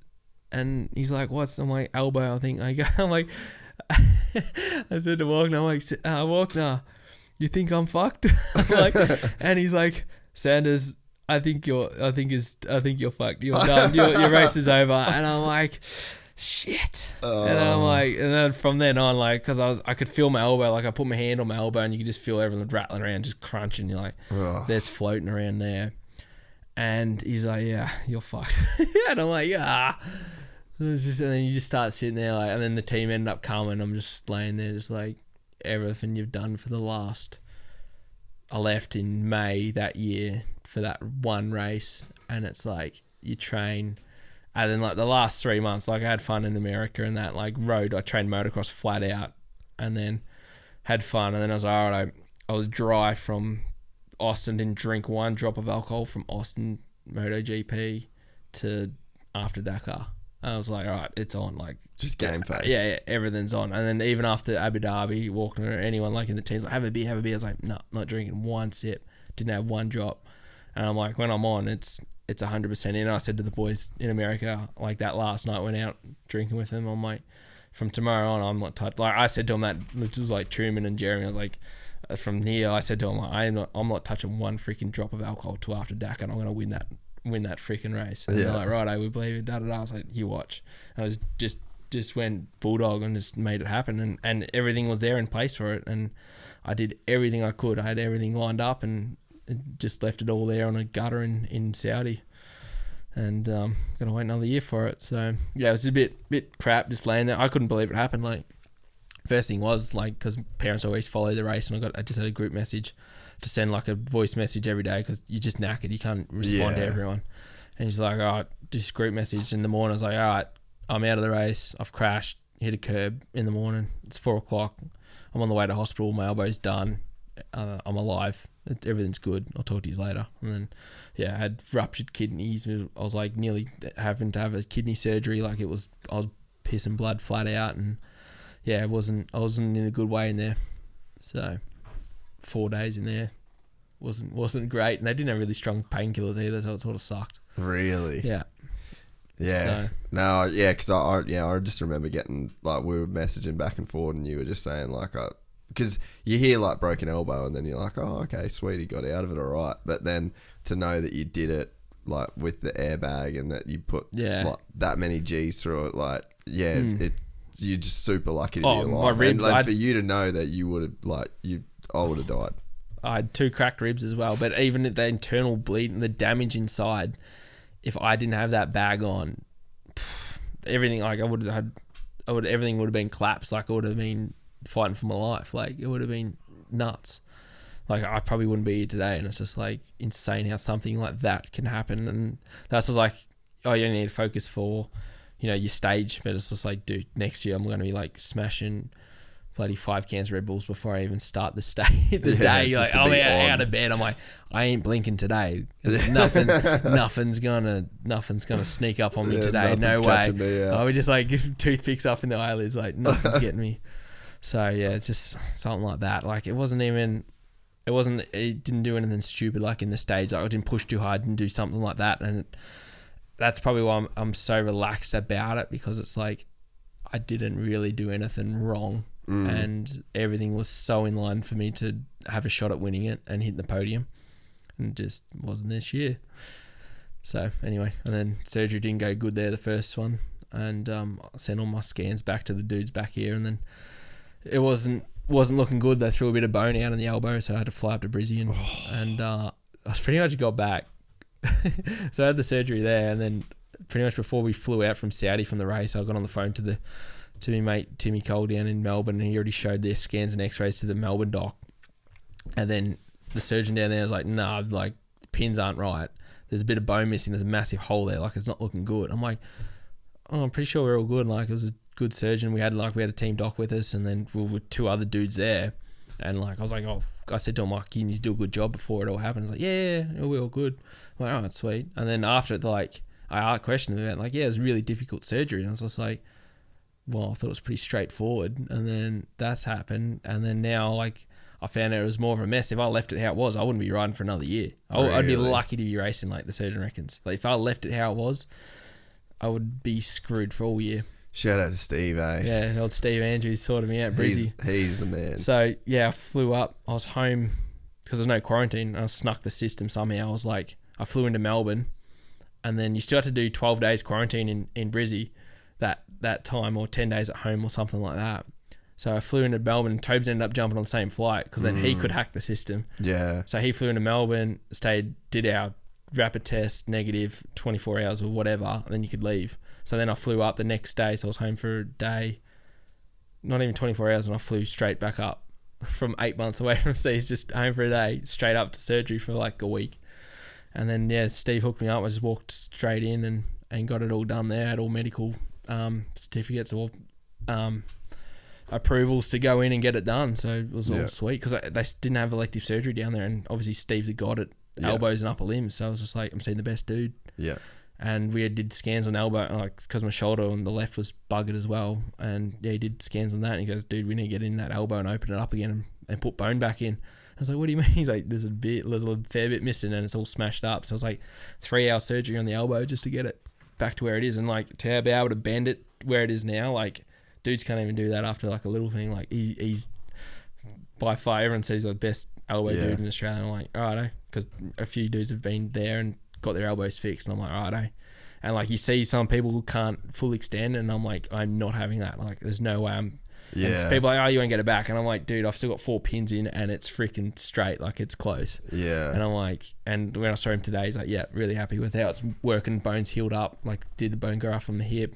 Everything's good range, and yeah, we're on track. It's just a long, like, it's been 3.5 months now since that's happened. Well, you've been up here, what, three times now. Yeah. I'm back up another 2 weeks. Got to get the pins out. So, and then 4 more weeks till I should be riding. But I've ridden a couple times, but shouldn't be on a moto track or any bumps at the moment. Just literally on the rally bike, riding grass track, nothing where the shock, because either the elbow will snap or the shoulder will probably pop out. So I've lost so much muscle on it. Yeah. So from the race, I was 89 kilos at the race. And then now I'm 81. Yeah. Just like, it's a big difference. It's insane how much muscle you lose. It's from the first few weeks, like, you just see it just drop off your arm. It just disappears. And just the whole body, sort of how strong and fit I was for the race. It wasn't like Enduro or Motocross fitness. It's like where you leaned out a bit and you don't need the fat. Bulky and you want to be. Dude, the last month was the best. It's like, all right, it's Dakar time. Just start smashing the body, just eating heaps for Christmas in Dubai, and just feeding. There's good food there and good people. So just had some big Chrissy lunches and dinners and stocked up, and it was like, 88, 89 going in, but was fit. I was still running like good 10Ks and cycling heaps during the week and riding heap, and I knew I was fit, strong. Yeah. I was like, perfect body for it. And then, I jumped on the scales like only a couple of weeks ago. I was like 81. I was like, dude, I've just raked it out. Yeah, it's crazy to think that you could be a athlete and just be so like hyper controlled and hypersensitive to all of the things you're putting in your body and everything that you're doing. You're just doing everything right. Then you break your fucking elbow in Saudi Arabia and some dude just does a hack job and like you're asleep. You got no control. You're just complete like your career's in literally in someone else's hands. It's just such a nightmare. Yeah, no, it was really scary once that happens, and like obviously some people have dealt with it overseas as well, like getting operated on without them even knowing. Yeah, the femur in the sketchiest hospital ever. And literally then, the sketchiest hospital in the world. Dogs around licking your toes. And then like that, it's just like, it's where I was like, I said to him, like, we need to have a really good like program for everyone. Like anyone who's injured overseas, it's like, all right, if you're knocked out, this is the person you call, and you can 100% trust them. They're going to answer, and then they'll sort out all your medical stuff. Yeah, you won't get operated on overseas, like especially if it's in South America or something like that. If it's really bad, then okay, but I don't want any limb surgeries or anything done other than back home in Oz. Yeah. So that's where it's really important, because your career's on the line. If someone goes in there and throws a bit of bone out and screws up your surgery, like I was lucky I got on to it within a week of it happening, or 2 weeks. So yeah, it's just massive shout out to old Steve-O up there and Sal and that whole Brisbane private hospital. They really sort me out. So if moto rider's injured, anything bad, if you got a dodgy elbow, go see Steve. He'll straighten it out. Andrews will get you done. I actually want to get him on the podcast. I think he was talking about it today. He really? wants to come down. He's like, next couple of weeks he wanted to go in and jump in with like Toby and me and talk. Like, you should just get all your old patients in and like have a 10-minute little segment with each one of what they did. We should do that, We should get 4 of his in there, because I think Matty like mentioned it to him when Matty did it, because he operated on Matty's shoulder. Like, man, he's just... Because it's crazy when you're an athlete, you need someone that cares. Yeah. Because most of the time you're getting people in the hospital that they're trying to deter you from doing it again. Yeah. Like, have you learnt your lesson? Yeah. And you're like, bro, I get paid $1 million to do this. Like, I kind of have to do it, you wanker. Yeah. It's like, and it's keep like, you in a job. Yeah, it's like, I need your help, Like, you're literally a mechanic right now. Like, my body is my vehicle. Like, I need you to fucking work on this thing for me. Yeah. So sketchy. It is. I'm sure he would have some wicked stuff to say, like, because he was working with Race Safe. He's a moto fan. He follows a race, everything. That was a funny thing when he knew it crashed, and when he knew I crashed and what it was. He's like, waiting for that phone call. Like, I'd never met him, and then like just through mutuals, and like rang up and like, dude, you're flying up. You know, you ring Sal now, and you'll be flying up when you get back. She's like, when can you get there? I was like, as soon as I'm back, I'm there. I was like, whenever. And she's like, all right, get up here and we'll fit you in. It's so good. Scans and then straight in the hospital. I was like, righto. He's operated on everyone. Yeah. Like literally everyone in Australia that rides a moto. Yeah. At that high level. It's insane. Yeah. And that's why everyone's still in the job, I guess, and still racing. What was the experience like of that airbag going off? And like to know, I guess, like, how do you know? Like, could you feel what it did for you? Like, because that'd be a crazy feeling. It's a crack, like a shot goes off. It's like, because it's just your seat, like your air canisters, like for pushies, but really big ones. Yeah. And just throws it. It's just like, it's like an air, like your car airbag. It's just whack, and it's just a really tight fit, and it like slaps you, and then you just got a pillow around you pretty much, so you can ragdoll through anything and hit anything, like a concrete curb, and just, you know, absorb a lot and protect your body and all your organs, keeps everything, you know, tight, intact, because it goes down to pretty much your bottom of your elbow, like a bag goes down your biceps, and then you got a chest one, and then you got a back one, and then shoulder, so you can't wear a neck brace with them either. No, they come up quite high too. Yeah, they blow up. I've got one for my road bike. So when I did the Phillip Island ride day, I called SJ and Scotty, and I was like, boys, I want a fucking airbag. Like, it's going down, boys. I am not good at this at all. Like, I don't want to go out on track without one of them. And so they fitted me up for one. And then they got like the test one there, so like it blew up, so I could actually feel it, but it's slow to blow up. It's not like the pop, like the big one. But dude, mentally, like, I felt way better. There was actually one session where I fucked up the Bluetooth and it didn't turn on. All right. And I was like weighing on my mind, because I'm like, dude, to have it there and then to not have it almost just seems like it doesn't make sense to ride. You're like wait, yeah. what? I go out without it? No, I think I'll just keep it on. I'd like, someone asked me about racing Fink, and I was like, I'd be definitely getting one pre-running for Fink. Yeah, I'd be pre-running in it for Fink, and racing probably with it. Like, it's when you have it on, it'd be like riding without a helmet. It's just like you ride without a helmet, you take it off, you're like, oh, I don't want to hit anything, or boots or knee braces, anything like that. Like, it's just once you have it on, even riding motocross after it, you like. It's hot, obviously, but when you're in the high speed racing like Fink or Dakar, high speeds, it's actually really good vented, warm, and it's warm. But then because you got so much airflow going through you at the speed, you're not sweating. It's not intense like that, so you're not getting hot and sweaty. So it actually works really well. Did it feel restrictive for you? Not really, because I've always sort of ran armor, like just like bicep protectors, and then like shoulder pads, shoulder all on the chest bit, like, and then I've always run like a kidney belt as well. So it sort of wasn't anything extra other than the elbow guards. So other than that, and then did you have an elbow guard on when you crashed? Yeah, that ripped straight off. Really? Yeah, like it hit, and then it tore all the stitching apart, everything. So it copped it really bad. Yeah. Yeah, because I think I'm getting one of the airbags for Fink, like the off-road one. Because after having it at Phillip Island, I'm just like, dude, there's no chance. And I'm like legit scared to do Fink. Like, it doesn't feel like I'm not frothing on it. It's just I'd be keen for it. Well, that's because you're fucking good motor. You're a good motor rider, bro. I'm a squid. I'd like to wear it out at parties, the airbags. On a big weekend, it'd be sick. How many G's you reckon you could pull? Don't know. You'd have to test it out. Oh, we'll have to get Jet to push me and see how many G's you can push out. Imagine if you had it on for the table. Yeah, probably would have blown out. It'll surely be standard though. Like for obviously like all the Dakar stuff, you boys. It is. For all riders have to wear it. Yeah. But you'd surely think for Fink and stuff like that. Yeah, I feel extremely lucky that that's something that is an option. I think they'll go into it. It's just like because it's so new and we're still developing it. Now we've got it this year, like really good. And it's just like, we ride the new bikes and then it'll come out the next year. So it's just when it comes in, and then hopefully they have the stock, but then the recharges for it, it's so easy. Like you can change it in a couple of minutes. You just literally by the time you get it all off, even someone can just change it on your back. You just undo a zipper and it's just a clip. Yeah, and screw it off and screw a new one back on. And there's 2 shots in it. Yeah. So it's pretty cool. Yeah, and surely that'll be standard. That's what, after I rode with it at Phillip Island, I was like, boys, what have I got to do to get one of these bad boys for Fink? Oh, for even road riding, I'd run it. Yeah, it makes sense. Yes, it definitely does. So when do you head back over? Like, what's the campaign look like for the 2023 Fink? 23, I don't know. Well, wait, what do you call it? Would it be the 2022 Fink? Or that's this year.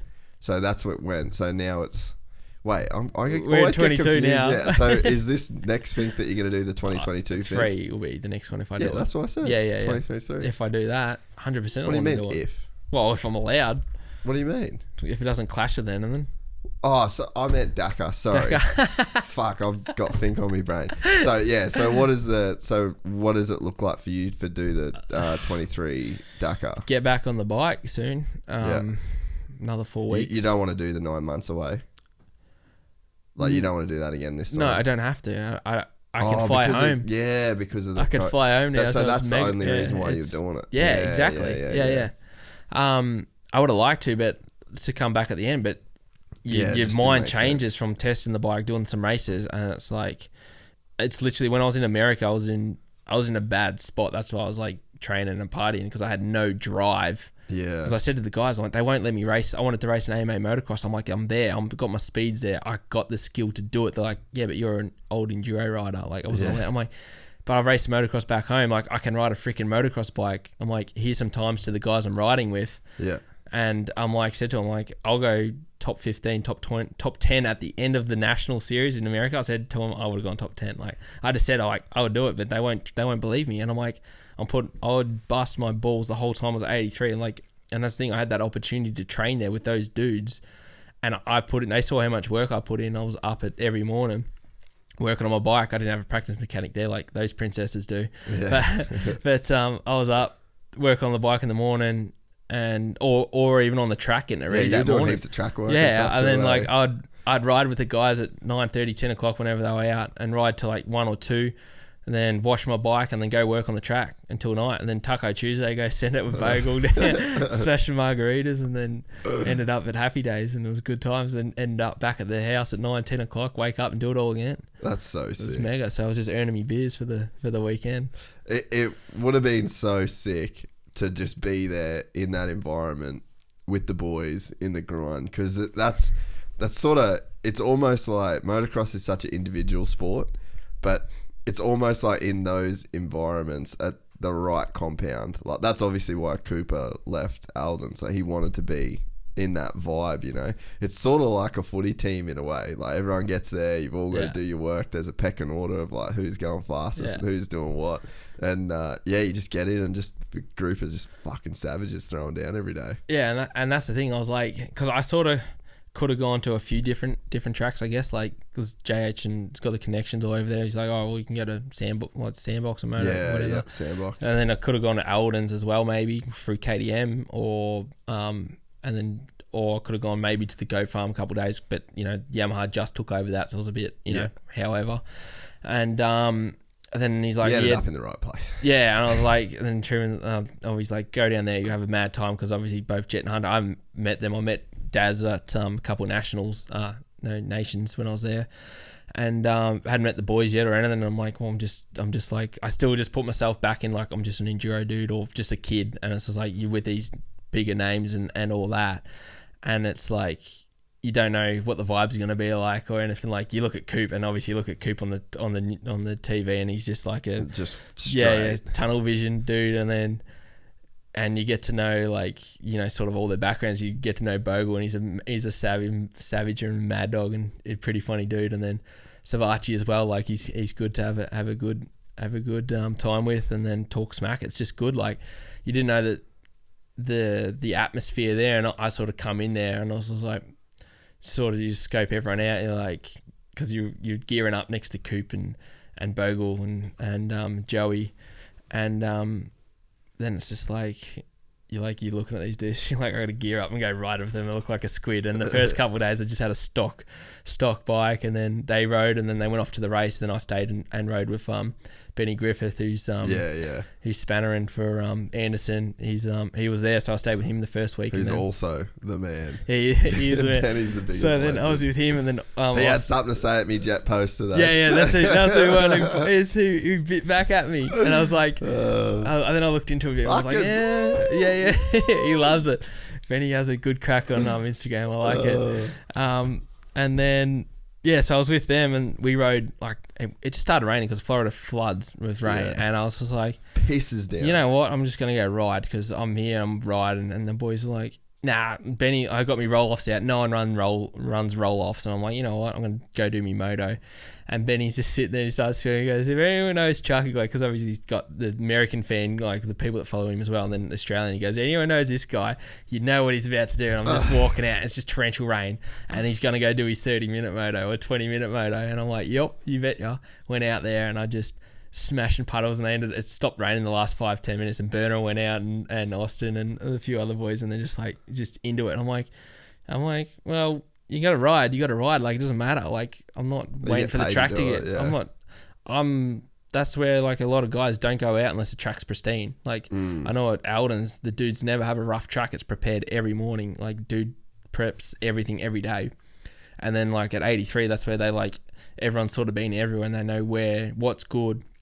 And they got their track dudes as well, but they'll just go fix a corner once every day or whatever needs to blown out. And they leave the track rough to train on, and that's the best thing. And then they got the turn track, and then now everyone's like got a turn track from one wet day on Supercross. They couldn't ride, so they just went out in the grass and made a grass track. Yeah, and all that sort of thing, and they just got a mad group, good vibes, just shit talk is the best thing. Like, because Coop's a savage. He was the first day I was out there, like, because I just come off that COVID.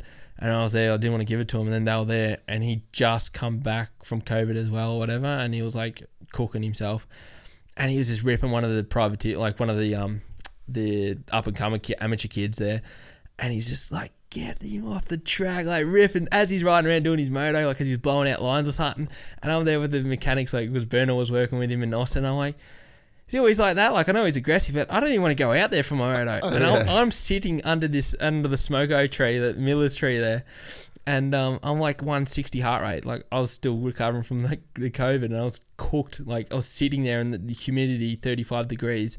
I'm having a heart attack, and I'm like, I went out and did like 10 minutes. I was done. The first couple of days, I could only do 10 minutes in that heat, like 2-3 10-minute motos. That was it. It's pretty gnarly. But like behind them, and I was doing like 2 minutes 18 lap time. They were like 2:04s, and I'm like, dude, I haven't rode a motocross bike for a few months, but I'm like, far out. This knocked me around. And then like I get closer and closer to him, but then I was like, all right, I just got to ride in the mud.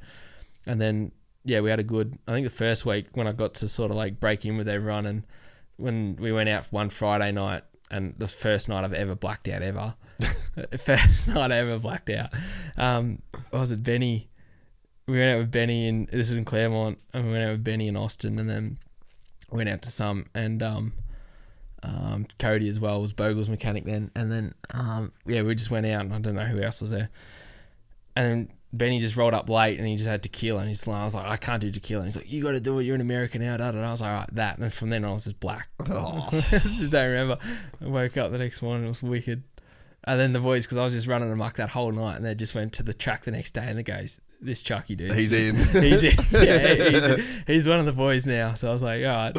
And then just started from there. It was wicked. Everyone was just running amok and having fun. And whenever I was there, like I'm just amped up on energy. Like I'm just smashing you're it. kidding a candy store. Yeah. And like all day, like I don't stop. They're like, dude, do you ever stop? I'm like, no. We're going. Like just keep riding, doing something. And well, I didn't have a home to go to or anything, so they got to go back to like their missus or family if they had. And I was just like, just chilling at the shack there, or going back with Austin, just driving in to work with him every day when he had to work on Coop stuff. So that was good. And then went shooting there. They had gun, like, because you can have whatever guns there, so we just had all the autos out. It was sick. Just smoking stuff there. They got the go-kart track we didn't do anything on, but I don't know, it was just mega, just working around there. It's just a really cool thing. And the compounds there, like that facility, is like, if only they had that here in Australia, like that like that's the thing. If they had the money behind the sport here, like they do in America, and like to find that area and all that, like Florida's really good. That's where they're always based there. You could do it, but in Cairns, it's like to have that humidity there and that soil. If they got that sand and all that there and that weather, but it's like to ride all year round somewhere good and then have that same base. Like you go to Sydney, but there's not that dirt. There's not that. Yeah, it's going to be really expensive around there. Then the further Cairns, out, you could 100% do it. Yeah. Have you ridden up there? No. Dude, I haven't been up there since like 4. Really? No. Man, we should all go do a trip up there. It's so sick. Like, man, Jackson Richardson had the spot. Like, I've seen his track and stuff. It was so, like, when we grew up, we basically, Tuesday and Thursday nights, we'd come home from school, load up the trailer. We only lived a couple minutes from him. And then we'd ride all night because it was too hot to ride through the day. So we had like an arena cross track under lights. So it was like me, wicked. Todd, Matt Hunter, Wade Hunter, Mitch Evans, Richie Evans. Like that was the crew. Like, so that was like our version of that shit, you know. And like there was a flat track that was cut in. And like a speedway oval. So like one night you'd rock up and there'd be a fucking random Jawa there, and like everyone's just like like on this Jawa thing. And then you'd ride the stadium track, and then behind the stadium track was just cane fields. And then as soon as they harvested the cane, you'd rock up after school, plowed in, and then there'd be just cones all over this track, and it'd be plowed in, just the most prime dirt. Like it was crazy. And we were just in, like, you do every moto, you do a set of goggles for sweat. Like you couldn't ride 2 motos with the like same Florida, set of you goggles. You come back, you change a full set of clothes. Yeah. So that's exactly what Cairns is like. And I went up there a couple years ago after Rocky, this last one, the one before, we rode, and I was just like, fuck. I actually didn't even know what cold weather was until I moved to Melbourne. I didn't even think about it being hot when I was a kid. When I grew up, hot wasn't even a thing. It was just, that was the only option. Yeah. And as soon as I went to Melbourne, I was like, how the fuck did we do this? And then I moved back there. I was like, wow, this is not normal. But Cairns is a place you could do that. Yeah, well, I pretty much lived 8 months in summer last year. We went straight from start of winter here, went over, and it's just summer all the way through. But I think that facility, and you can see now like why the results are so good with those like Jet and Hunter there, and then when Coop was there as well, and except for he just got dragged back to Eldon's, unfortunately. Oh, really? Yeah. So yeah, like just that group, and they all in that same building down the bottom. There's 2 workshops there, and yeah, they just had a sick crew down there. It's just fun. You just walk in, it's just like, what's up, pussies? He's just like starting, like, I just rip him every morning, and then I'd be like to Coop every mate. I'm like, I'm gonna kick your ass this one, mate. Like we were doing laps around that turn track, and I was off one-handed flicking him the bird, just like, because we were just doing like time, and I don't know how we're doing it, but it's just like, if you lap me, it's just like I got to do an extra 10-20 minutes or something like that. I was just like just playing games with him, but it's just like we're just doing motos, but just making it fun, and like doing the work, but making the work fun. I was just, because I know he gets him angry, so Austin was like, nah, just keep giving it to him. I'm like, yeah, but you come across him as like that, but you give it to him, and like he comes back and he bites. He's so good to play with, and he's a good dude. So, and then Jet just comes in just like a clown, and I was like, yeah, that's what I mean. Jet just got on really good, just both just stupid as each other. He's just like Dumb and Dumber a bit there, like, and then that's where he saw it in Austin. He's like, dude, when you coming back, I'm like, you got to focus on your championship. Like, I don't think we can be around. Yeah. We can't be friends. Like I'll be there with like training that, but he just knows like if we just off doing shit, it's just gonna be just mental. Where Hunter's just like, Hunter, yeah, he's good too, but he's just like a bit more chilled out, more calm, like completely opposite kind of thing, but both smart asses, both good. And then you got Lucas there as well, and he's just funny as. Best weekend ever, that one. It was so sick. Yeah, I was definitely jealous of that. And then they just had MotoGP again, and it was that same crew. I was just like, fuck. Yeah. Hopefully next year I'll be back for it, I reckon. It was good when they had it in September, because everyone was in their off season. So everyone come in, even Marv come down as well. So yeah, you go down the street and half of them were moto dudes. Yeah. It was wicked. It's a cool town. Yeah, it's such a cool town. I'm pretty keen to get back for it. Mate, we just did 3 hours. Was that 3 on the dot, mate? Yeah, not bad. Goes quick, eh? It does. What else do we got to talk about? Anything else? I don't know, just get back for next year, really, I guess. We've got a few more weeks off, and then into riding, and then I don't know what I've got on. I really want to do an AMA national, but I don't think I'm going to be ready this year for it, because I want to do the last round at Fox of the motocrossers there at Fox Raceway. So. Well, you pretty much set the lap record there on the rally bike, dude. That was insane. They frothed that. I was full tanks, like, because we had it all prepped up. You were sending it, and I was really pissed because like in America I was there training. I wanted to race that last 2 rounds or something. I wanted to race because with Gas they had like Ryan Sipes was over there and doing all the stuff for Red Bull and Gas, like perfect. Like he does 6 days GCCs, motocross. I'm like, I'm not doing it Supercross. You can have that, but any other flat track stuff, I'll go jump in and do it. And because I was like new to America, no one like sort of knew my name or anything. Like from enduro stuff, yeah, they knew, but like in the motocross scene and that, they didn't really. And like even just like with the Gas team or anything like that, and support from KTM over there. So I was like, I really wanted to do it, and then they just kept shutting it down, saying no. I'm like, why not? Like, I can go racing. I couldn't even race last year in Australia. I wanted to do the first round of the AORC. I wanted to do the first rounds of the MX when I was back. And like, no, you can't do it. I'm like, why? I'm like, you don't have factory support, or I'm like, what is? All right, send it. Let's go. I'm paid to race. I'm racing. Like, I'm keen to race. I don't want to just sit around and do nothing. Like rallies, you only have to do 5 races a year kind of thing, and then all the testing, and it's busy. But it's like I still need to do my motocross and enduro training, racing to stay on top. I'm only as good as I am on the dirt bike because of this. You did that, and now that's like going away, and that's why in America I was like, all right, just grinding motocross, and I'm like, all right, I got to put a goal. That's the move. I'm goal driven, so I've got to have something in front of me. Like, yeah, you got Dakar. I'm like, dude, that's 6 months away. That's ages. I need something to train for every day now. It's like, all right, in 1 month I got to be ready for this. It changes everything, eh? Yeah. As soon as you got a little bit of accountability, man. Yeah, and that's what I got to. I was just like, well, what am I training for there? I was so angry they wouldn't let me do anything. Like I couldn't. I was like, well, I'm just going to train the house down and earn my drinks and have fun and enjoy it. And like I still train my ass off, and everyone saw it at the track. Like when I was at the track there riding, I was out there doing it all off my own bat, like mechanicking, working on the track and doing the motos, same motos, if not more than those guys there. And then I got to the race and I'm like, and they're like, oh, you can ride around on the rally bike. And I was just like, you've just fed the dog the bone right here, boys. Like, I'm gonna send it. Like, I got there and I'm like walking this Jamie up because I was like, they're like, what are you gonna do? It's like, well, they're not letting me race. We get one lap on the rally bike, not even a sight lap. I've never ridden around this track before. It's reversed, fresh track. It's already been ripped, and we put like a knobby tire on. Walking, like, you need a knobby tire because we run the desert tires. It's like no knob. And I'm like, if you can get a knobby tire for that 18, we'll get it. Found one out of the back of a truck, put it on.